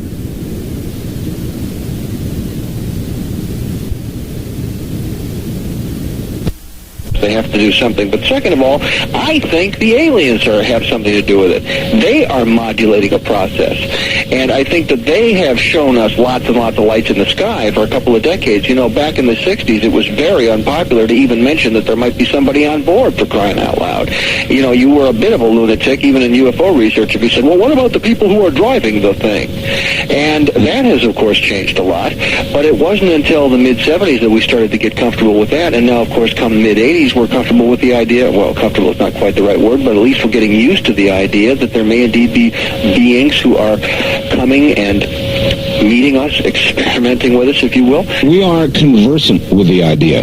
In other words, because of all the programs, sightings, contact, the one coming on Roswell, programs like that, we're beginning to get to be conversant with regard to the idea. That is correct. All right. Wildcard line, you're on the air with Michael Lindemann. Hi. Good evening, Art. John from Richland. Richland, Washington. Yes, John. The facts on Red Mercury, I just sent you that. Oh, great. Thank you. What I wanted to say was it's a cheap man's way of making neutron bombs, and this stuff really does exist. But I'd like to ask Mr. Lindemann a question in that regard, is that do you think that some of this weapons development is still based on some perhaps malevolent intentions on the visitors from wherever they may be? It is a good question. It's kind of a natural extension of what you were saying earlier, Michael. Yes, it is. Why are we developing all this weaponry? Right. And if they're warm, fuzzy little guys... Well, let me not be saying they're warm, fuzzy little guys. I didn't say that, and I'm not sure that's true. I would say there's a diversity of types probably present, and that some of them don't pose a threat, but some of them possibly do pose a threat. Certainly back in the 1940s and early 50s, our government, that is to say the secret faction that was dealing with this information, was quite convinced that we were dealing with some kind of an invasion, and they wondered if there was a military response. They tried a few tests to see if there was a military response, and they quickly learned that if we approached the subject in a military fashion, we would get blown out of the sky. There was really no contest. Recently, a military man said to me that they stopped interpreting it as a military problem quite a long time ago for the simple reason that there is no military response. That does not mean there isn't a military problem, but it does mean that we are not properly positioned to take a military action which actually gets results we want. And therefore, it's a different problem. Therefore, it's a getting used to it problem. It's a handling the social perceptions problem. It's perhaps a diplomatic problem. There are people who think we're in diplomatic contact. I can't prove that, but I have heard some stories which I think may be true. So we're faced here with, what do you do if you are up against overwhelming odds? If you are not only the military of some, little third world republic, but you are actually, you are the combined military of all the superpowers on Earth. You have all the guns and all the money, and there isn't a clue. There isn't a chance. Well, I know this. I wouldn't, I'll go up to Michael Tyson and threaten to punch his lights out. And I guess it's very similar. You don't take a military attitude towards somebody who can... That's right, who laughs at you and then squashes you down like a bug. That's exactly right. Exactly. That's the problem. Now, there is no sign, Art, this is my personal interpretation of all available data that I have seen. There is no sign of an intention to take over the planet. There is no sign of overt hostility, but there are clear signs that if we initiate hostilities, we learn right quick who's in charge. Yeah. All right. On the toll-free line, you're on the air with Michael Lindemann. Good evening. Where are you calling from, please? Grants Pass. Grants Pass, Oregon. Yes. I personally think that aliens are a lot of garbage, and the reason being that the human mind I see as the most powerful tool in the universe, and because of its power, it can create or conjure up or any number of ways you want to express it, these phenomenon. Now, the other thing is that in addition to that, I see that man has always been in the universe, on the earth, and because of that, there have been many cultures, there have been many civilizations, and quite possibly these artifacts and phenomena that we've been finding are a result of these past civilizations. All right. What about it, Michael? Monsters from the id? Well, I didn't interpret him as saying only monsters from the id. I think that's one possibility. Basically, if we look at all the data, I think there are three broad possibilities. First of all, we have an absolutely extraordinary degree of human delusion. Delusion in people who test normal, who test intelligence, who test non-pathological. Yes. That's one possibility. Possibility number two, some governmental or quasi-governmental entity is in possession of an extraordinary array of absolutely bizarre technologies, and they're using them with a vengeance all over the place with no visible agenda. But that's a second possibility. Third possibility is aliens. Any way you slice it, we've got a serious problem here. Neither one of those possibilities is trivial. We have to find out what it is, and to treat it with a completely open mind, we have to accept that some cases may fall in any one of those boxes. But I will say this. On balance, I believe data shows that the best probability is that some cases are alien. All right. And I will stand on that. All right. On the first-time caller line, you're on the air with Michael Lindemann. Good evening. Where are you calling from? Michael, let me turn down my radio here. All right. Thank you. Please do that. Turn it off. And also tell us I'm calling from Seattle. Seattle, all right. Okay, I got a couple of questions here. Can I shoot with them? Shoot with them, yes. Okay, first of all, that Roswell thing, the declaration, my phone might be bugged, by the way, because of that. I hope you understand that. Okay, Michael? No problem. All right. I told the person about it that has to write to you. He needs to know if he has to tell you what he saw. No, he doesn't have to tell me anything. You just asked for the declaration. Just ask for the declaration. He can tell me if he wants to, but he doesn't have to tell me anything. Send a self-addressed stamped envelope, and that's all you need do, ma'am. Okay, then the second thing I needed to know is there was a woman from... I've had a long time trying to get through to you. There's a woman from Portland that saw some circles in the land. And I don't know if I can get her phone number or if I can just report that on the phone here. Well, do you mean the crop circles that have been reported in the Portland area over the last couple of weeks, the recent report? Yeah, I think because in Wisconsin, back in, I think it was about 89 or 1990, they were having a lot of crop circles in their land, too. And they sounded dignified, like this former caller that just called and thought it was a bunch of crap, that there were UFOs. It was a small town and a lot of dignified folks. And they saw these vessels and they saw circles in their croplands. All right, thank you. Yes, we're very well aware of the Portland crop circles, aren't we, Michael? Yes, we are. But I think it's important to note, first of all, the crop circles have been occurring in this country in quite a few different states from time to time over the last number of years. It's not just an English phenomenon, of course. Now, we also have to say that we now know from the English experience that some crop circles, including some of the very unusual, large, highly ornate crop formations, are hoaxes. It is possible to hoax some of these, but it is also next to impossible, according to our best information, to hoax some of the features of a genuine circle, such as the work of Dr. W.C. Levengood out of Pinelandia Labs, the work that he's done showing the changes in the cell pit structure, showing changes in growth rates, showing in germination rate, various changes, even changes in the electromagnetic behavior of the plant materials, saying that this is the stuff that can't be hoaxed. It takes real work to test this stuff. Now, that testing has not been done, to my knowledge, on the Oregon material, but Linda mentioned earlier that she's trying to get some samples. It would be important to find that out. That's right. I'm sure it's on the way. On the toll-free line, you're on the air with Michael Lindemann. Good evening. Art, how you doing? Just fine. Where are you, sir? Albuquerque. Mike from Albuquerque. Yes, sir. Mr. Lindemann. Yes, sir. My father was reading to me from a book by a man named George Andrews this afternoon, and in the book it states that in a one particular county in Pennsylvania in the 1970s, in a one-year period, there was over 130 UFO sightings where there was an association with Bigfoot. Are you familiar with any of this? Well, I confess I'm not familiar with the Pennsylvania sightings, but I am very definitely familiar with claims of Bigfoot in association with some UFO sightings. Bigfoot, of course, is another of these extremely strange, anomalous occurrences. There's good evidence that there is such a thing as Bigfoot, the Sasquatch up in the Seattle and northwest area there, and, of course, other manifestations of the same phenomenon in other parts of the world, other parts of the country. Right. Native Americans have been reporting this for hundreds of years. there are a few cases, and Linda Howe is someone who's brought some of these cases forward, where there have been sightings of a seemingly Bigfoot-type character in association even with the cattle mutilation phenomenon. So there may be a link. I can't prove it, but I think so. Okay. Are you familiar with the work of Dr. Grover Krantz? Can't say I am. Oh, okay. He's an anthropologist, professor of anthropology at the University of Washington. Right. And he has amassed, he's been studying the Sasquatch phenomena for a long time, and it seems now that there's several scientists that are no longer looking at the Sasquatch phenomena as let's prove its existence, an anthropological standpoint. It's now being studied in a zoological standpoint. Right. What is it?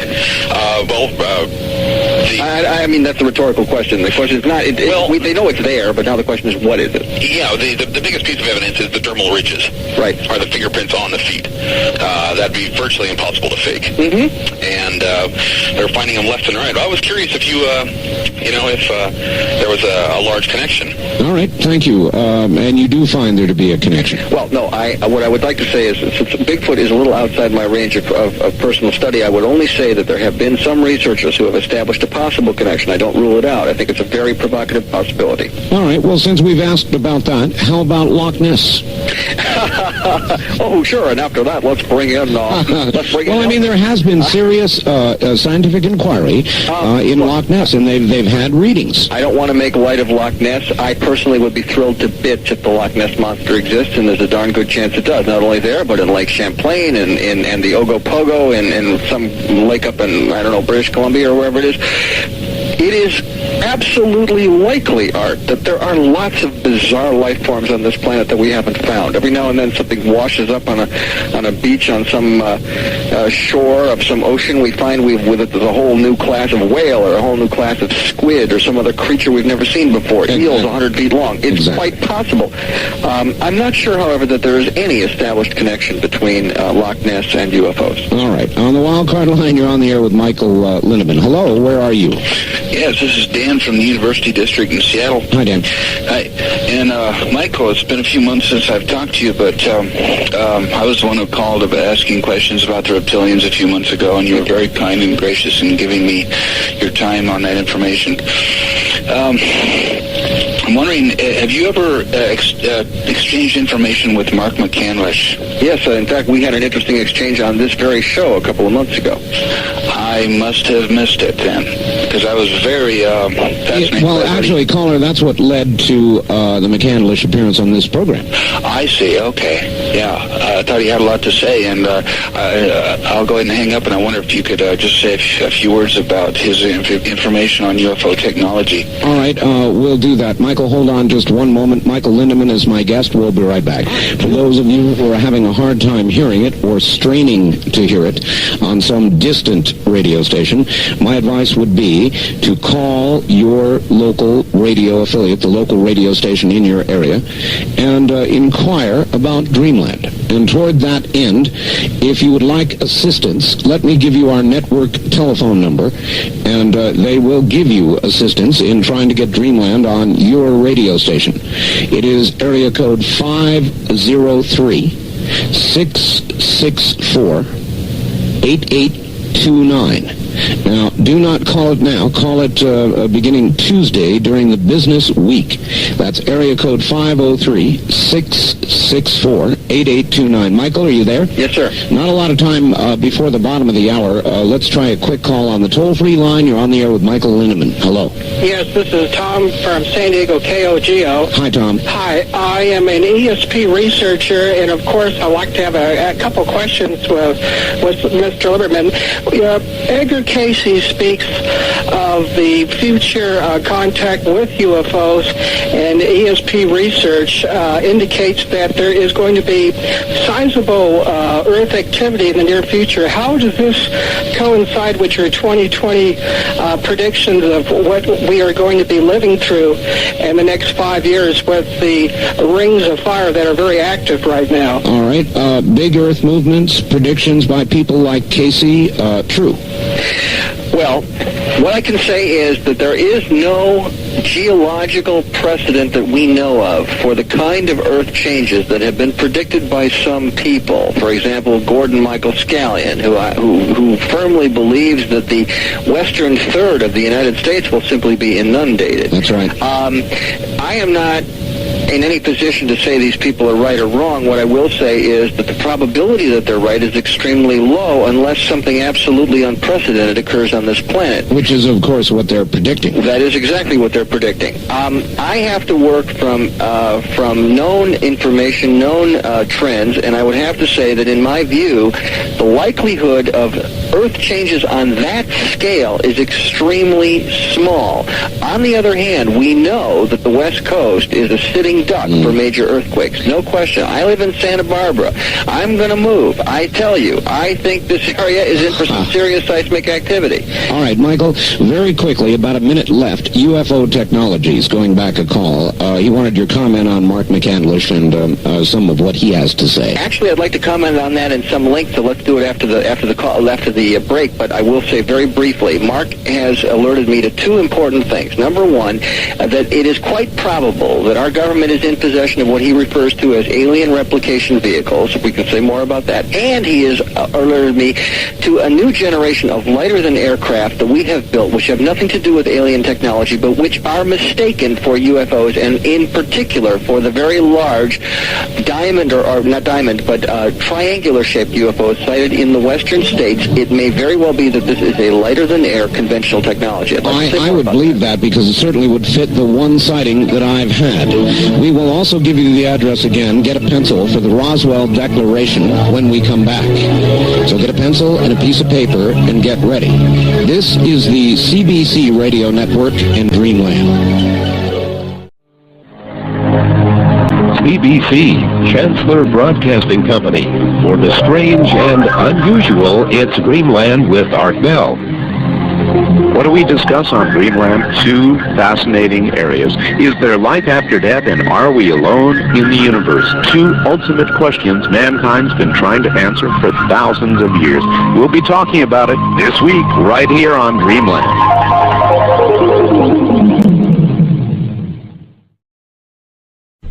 Now from the archives of Coast to Coast AM, Art Bell describes a rather unfortunate on-air situation. I've got next to me what's called a cart rack. It's an affair with slotted little holes that hold the commercials and the bumper music and all that sort of thing. It came apart during the break, and so a bunch of carts fell down. So I got them all down here. And so I thought I would fix it, and I ran into the other room and got a container of super glue. And I guess I hadn't put the top back on it, so I took a pair of scissors right here, and I cut the top off the super glue to get it to flow. Well, it flowed all right. It flowed all over me. So I tried to pick it off, but it was still flowing on my finger. And I think that I've glued my lips together. This is the dumbest thing that I've ever done by a country mile. I actually glued my lips together. I did. In my panic, I ripped part of my lip off. And I had a piece of my lip. Good. Join Art all night long, or any portion thereof. You never know what's coming next on Coast to Coast AM, and neither does the host. Actually, a little piece of my lip in the ashtray here. News updates at the top and bottom of the hour. When you need to know on Twitter. And breaking news when it happens. This is News Radio WTAM 1100, Cleveland. From ABC News. From the Kingdom of Nine, you're hearing Dreamland with Art Bell.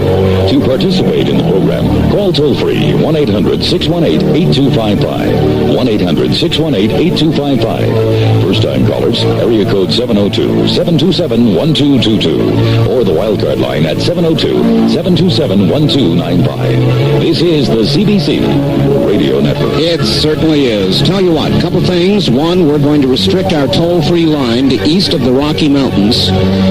for the next 25 minutes of the program.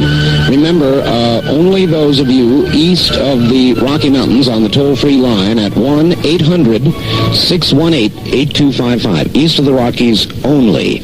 Now, in addition, I do want to get this out again. Very, very important. The Roswell Declaration, to get it, to sign it, to be part of it, all you've got to do is send a self-addressed stamped envelope, no money, self-addressed stamped envelope to Michael Lindemann, 3463 State Street, Box 264, Santa Barbara, California. Zip code 93105. 93105. Is that right, Michael? That's correct. All right, good. Here's the facts that just came in. When Michael Lindemann mentioned the newly discovered age of the Sphinx, he must have been referring to the show broadcast a few months ago called The Mystery of the Sphinx. In the show, it was also reported that a new chamber had been discovered at the base of the Sphinx, as had been predicted by Casey. Unfortunately, the process of getting permission to open that chamber was being met with resistance from the Egyptian bureaucracy. Please ask Michael if he has any information on whether there's been any progress in this area.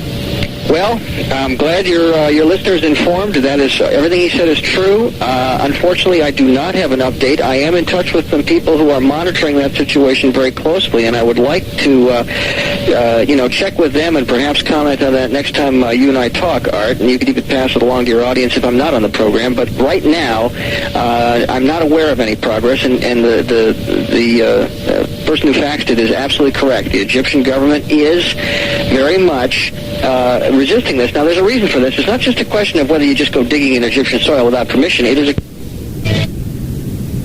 in fact, the Egyptian government may be receiving pressure from other governments much more powerful than itself. Because if they open that chamber and break loose a library of information that is more than 10,000 years old, there is no telling how many sacred cows will get butchered over that. All right, well, we'll stay in touch on that issue. On the toll-free line, you're on the air with Michael Lindemann. Hello. Hello, Mr. Lindemann. This is Todd in SeaTac. You've made repeated reference to Zecharia Sitchin and his work, The 12th Planet, yes, where he states that the ancient Sumerian tablets, of which they've found thousands, state that the Nephilim, as they're called, came to Earth and genetically engineered Homo sapien from Homo erectus. How do you feel about Mr. Sitchin's statements and the accuracy of them as compared to the Sumerian tablets? Well, first of all, you're asking me, can I read Sumerian and can I interpret the huge amount of Sumerian information in the manner of Mr. Sitchin? The fact is I cannot. And very few people on Earth can. So the fact is that very few people actually challenge Mr. Sitchin on the level of his scholarship. They certainly challenge his conclusions because they're outrageous. We can say that without any quibble. But the fact is that Mr. Sitchin is among a handful of people qualified to interpret this material, and I find his interpretation most fascinating. But I really can't comment on it more than that. All right. On the toll-free line, you're on the air with Michael Lindemann. Good evening. Where are you calling from? St. Louis. St. Louis, yes, sir. Mr. Lindemann. Yes, sir. During your talks, you mentioned the continuity of government program. Yes. I have a question. Your partner, Ralph Steiner, in a radio show on the Pacifica station of Berkeley a few years ago, showed military alien collaboration similar to Bob Lazar. Could this be a major reason for the continuing cover-up?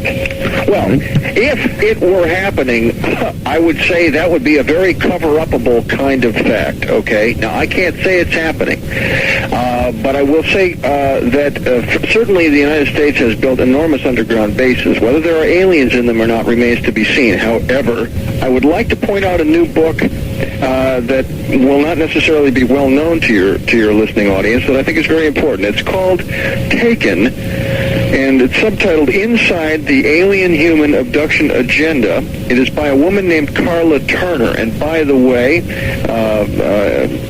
Carla would make a fine guest for a future show. Carla is a PhD professor, herself an abductee, as is her husband. She has written a book about 8 people, 6 of whom believe there were human beings working in some cooperative fashion with alien abductors. This, of course, is an extraordinary claim, but Carla is no fool. Michael, can you get me contact information? I sure can. All right, good. Good. We'll look forward to it. She sounds good. On the toll-free line, you're on the air with Michael Lindemann. Where are you calling from, please? Hello? Yes, where are you, sir? Oh, Raleigh, North Carolina, listening on WCRY, Fuel Cave Arena. Very good. I have a question for your guest. This harks back to a comment that someone else had made earlier in the show regarding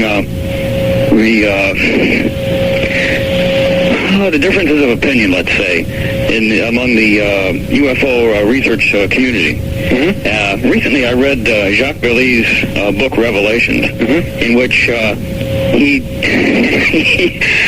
there's virtually no one in the ufology research area that doesn't come away with a bloody nose. Everyone from John Lear to Bill Cooper to Major Keyhole, everybody else. Vallee is considered the preeminent ufologist in the world today, and yet reading his book Revelations, you come away, his basic thesis is that much of the ballyhoo about UFOs and abductions and so forth is part true.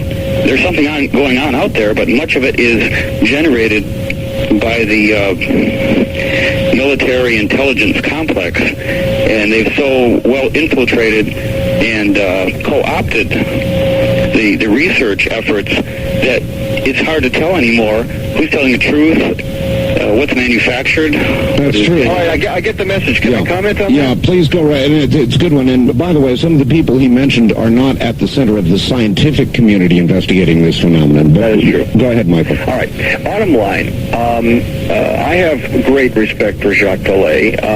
Jacques Vallée is an important, you might say, and almost a dissident voice in UFO research today, but he operates at an almost unique level of subtlety. And for that reason, he cannot be ignored, even if he is making statements that make everybody angry, and he does that on a regular basis. But the fact is that Dr. Vallée is basically saying our analysis tends to be too simplistic, too linear, too Western scientistic. We are trying too hard to squeeze a round peg in a square hole. This ufology business is not a bunch of aliens that look approximately like us driving around in Toyota spacecraft. It isn't like that at all, he says. It's much more complicated, much more subtle. And he's right. I'm convinced he's right. Now, that does not mean that everything he says is right. I think Dr. Vallée takes pot shots, sometimes because he's aggravated at the stupidity of some ufologists. So I would say read his book with respect, but also take it with a grain of salt. Revelations in particular is a book flawed by a number of simple factual inaccuracies, which he has had the graciousness to cop to on a few occasions. But Dr. Vallée, if nothing else, has done us a service by saying, look, it isn't all that simple. Guess again. And he's also pointed out that there may be a control system operating in which the aliens themselves are manipulating our perception of who they are. And the caller also pointed out that the military has made such a hodgepodge out of the various situations that it's hard to tell who's telling the truth and who isn't. There's no question that that statement is true. Indeed, that is the very nature of disinformation. Jacques Vallée is right when he says that the whole field is loaded from top to bottom with deception. That deception is coming from at least three places. Place number one, our own military, our own government structure, which has had a huge stake in all of this deception. Number two, the aliens are foisting deception on us without a doubt. And third of all, of course, each and every one of us personally is prone to self-deception. This is an easy place to get completely screwed up and deluded, and we have to stop every couple of minutes and say, wait a minute, maybe I'm dead wrong. Well, all of that together creates an awfully large noise level, doesn't it? You bet. A very large noise level. The signal is a very hard one to find, and you really have to hold out. I always say to my audiences, please do not jump to the ready answer. You need, above all in this field, a high tolerance for ambiguity. We don't have the answer. All right. On the toll-free line, you're on the air with Michael Lindemann. Hello. Hi, Art. This is Linda from Maple Valley, Washington. Yes. My question is for Michael, is it possible that this wave is because it takes them such a long time to get here and get back? And what does he think about different dimensions? All right. Well, the question of dimensions is an important one. It raises all kinds of philosophical as well as physical science level questions that I'm not prepared to answer. Is it possible that they're flitting in and out of dimensions? Sure, it's just as possible that they're doing that as it is that they're traveling through time, which I regard as a possibility, or that they're using some sort of hyperdrive. I mean, for heaven's sakes, for the last 25 years we've been hearing that the Star Trek people have something that they call warp, and indeed, if we were ever going to really travel around the stars, we would need something like that.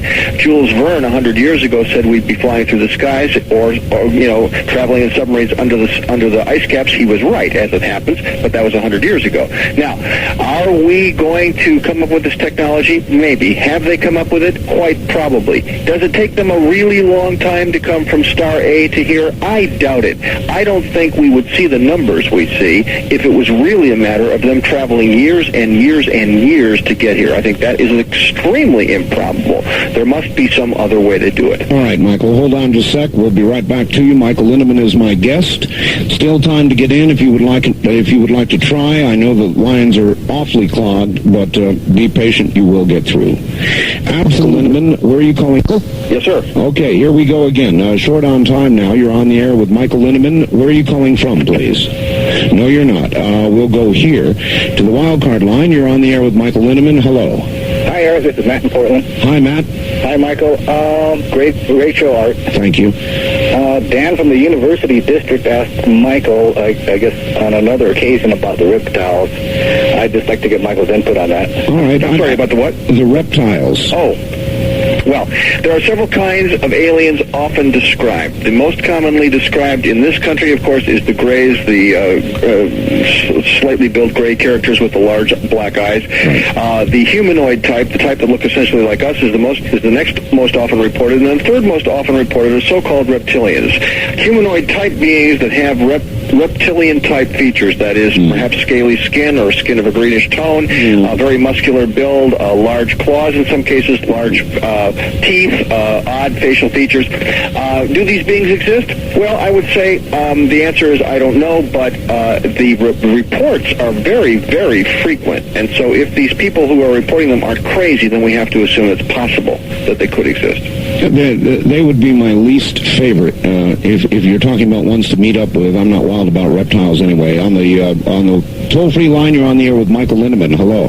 Yes, why should we know that aliens do actually exist? Where are you, sir? Okay, well, I guess we just missed that one. On the first-time caller line, you're on the air with Michael Lindemann. Hello, this is Mike calling from Seattle. Hi, Mike. I'm a MUFON member up here, and we're busily getting out these Roswell declarations also. Great. And I just wanted to throw in an idea. What we're doing is not only sending the MUFON headquarters, we're sending a copy, duplicate copy to each one of our representatives. And I wanted to, if possible, give out my phone number, because anybody in Washington State who wants to call me, I'll pay the postage and send a copy of a blank declaration to them. I'm sorry, caller. Without checking it out, I can't just let you give out a phone number. Okay. I'm terribly sorry. Let me just thank the gentleman. Tell you what, if they want to come to the MUFON meeting at the Bothell Library on July 16th, they can get a copy there. That's fine. That's good. Let me just comment real quickly that part of the overall strategy is that when there is a cutoff date, which is sometime in the late fall, I don't know exactly when. At that time, all of the declarations that have been received are going to be compiled, and they will be divided out according to congressional districts, so that copies of the declaration will be sent. The number that were sent from any district will be sent to that district representative, and the entire thing will also be sent to key members of the administration, including the president and the vice president. So, you're in effect, caller, you're doing something that's a little redundant, but I think it should be done. I think your representatives should know, and I applaud your effort. All right, good. On the toll-free line, you're on the air with Michael Lindemann. Good evening. Well, goodness gracious, I finally got on. Yes, where are you? That pushed redial. Where are you, sir? I'm in Spokane, Washington. All right. And we're we're kind of remiss because we don't have any sightings around here very much. All we had was somebody shooting the hell out of about 21 people at the Air Force Base, and then about 4 days later, a B-52 crashed at the same place, and nobody mentioned a thing about it. But on the other hand, I think this is fascinating, and Well, yes, sir. On my regular program, my syndicated program, we talked a great deal about what happened up there. Good. I missed it. Yes, I wish you were on more in this genre every night instead of more toward the political thing, but that's another... Well, now, wait a minute. You just complained about lack of coverage, and I just told you we covered it, and now you're saying you want this. I'm not saying that you... No, you shouldn't have covered it. The media should have. I see. Anyway, do you have a question? You're a special entity. I don't have a question so much as I'm just in total awe at what's going on. Most of my experiences are spiritual in nature, and gosh, this opens up a whole new area of bewilderment to me.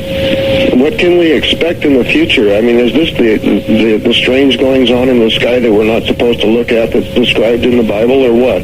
All right, there is a good question. There's a good question. Well, I think we touched on that earlier. There are, of course, many prophecies from the Bible as well as other scriptures around the world indicating this is a very special time. There may be events that occur over the next couple of years that have the appearance of the fulfillment of prophecy. I believe we are going to gradually, we are, as I said earlier, coming of age in the cosmic neighborhood. We are learning that we are part of a very broad, very diverse neighborhood of cosmic intelligences. Many of these beings do not look like us. Some seem to look rather like us, but we're just getting to know the neighbors, and we, in fact, are the new kids on the block. It's going to be a very interesting time. Yes, it will. On the toll-free line, you're on the air with Michael Lindemann. Hello, where are you calling from, please? Southern California? Yes, sir. Hi, I had two questions. The first one is about the planet Jupiter and the impact of the comet Levy-Schumacher that's supposed to be... Shoemaker-Levy 9. Right. The remnants of it. Yes, good question. And, of course, what sort of activity may we expect to see from here on Earth or up in the sky? All right, thank you. We're going to have to hold it there. We're so short on time. Shoemaker-Levy 9, the impact of the pieces. Well, as Linda said earlier, the impact will begin approximately July 16th. This is considered to be the greatest astronomical event of the century. Every telescope that is available on Earth will be looking at it. And, of course, we also have the Galileo spacecraft out near Jupiter right now that is going to try its best to take a look at it. Part of the problem is that the events are occurring on the back side of Jupiter with respect to our vantage point. However, interestingly, the impact points are only approximately 10 minutes away from the horizon because Jupiter turns very fast. So they're hoping that they're going to see very large amounts of residual light and other manifestations of energy. They are calling these impacts the largest explosions that have ever occurred in recorded history inside of our solar system. Now, what will that mean on our planet? It ranges from, depending on who you ask, it ranges from, it won't mean anything at all except a darn good astronomical event, out to predictions by some people who may be a little bit shrill in their notions that this could have very large, even catastrophic events, that it could precipitate, for example, Earth changes. People think that this may be a trigger. I frankly strongly doubt that scenario. So do I, Michael. Do you think it's a big snowball or is it a hunk of iron? You mean what's coming in? Yeah. Well, according to our best estimates, it's closer to a snowball than a hunk of iron. All right, we're so short on time. Michael, the Roswell Declaration, so important. One more time, give everybody, please, your address so they can get it. Right. Send a stamped address self-envelope to, let's say that again, a stamped self-addressed envelope, there we go, to Michael Lindemann, that's Lindemann. The address is 3463 State Street, Box 264, Santa Barbara, California, 93105. And when you get the declaration, I would appreciate it if you would read it, sign it, send it in to the address on the declaration. But even better yet, when you get it, if you know people who might want a copy, make copies first, hand them out, and then sign it and send it in. So you not only don't object to making copies, please, you encourage it. And what about people who will make copies and then fax it to other people? Is that legitimate as well? I see no problem with that. Make sure that they get both sides words, however. It's a two-sided document. All right. Michael, we're out of time. That's it. Another wonderful appearance on the program, and of course, we will have you back again. Thank you so much, Art. It's been a blast. And if you get a chance to supply me with contact information on Carla Turner, I'd sure love it. I will do that. Michael, happy to. Michael, thank you. Thank you, sir. Take care. Michael Lindemann, and I'm sorry, everybody, there is never enough time on this program. There is never enough time. If you would like a copy of this program or any Dreamland program, the number to call is area code 503-664-7966. Once again, and you can call it 24 hours a day. The magic number is area code 503-664-7966. They will get you a copy of any Dreamland program we've done since the inception. Thank you all. Good night.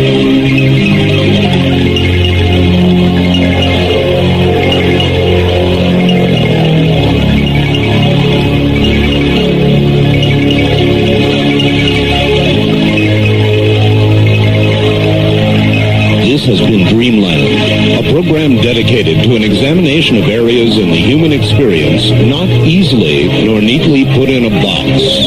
Things seen at the edge of vision, awakening a part of the mind as yet not mapped. Yet things every bit as real as the air we breathe but don't see. Please join us again next week at this time for Dreamland.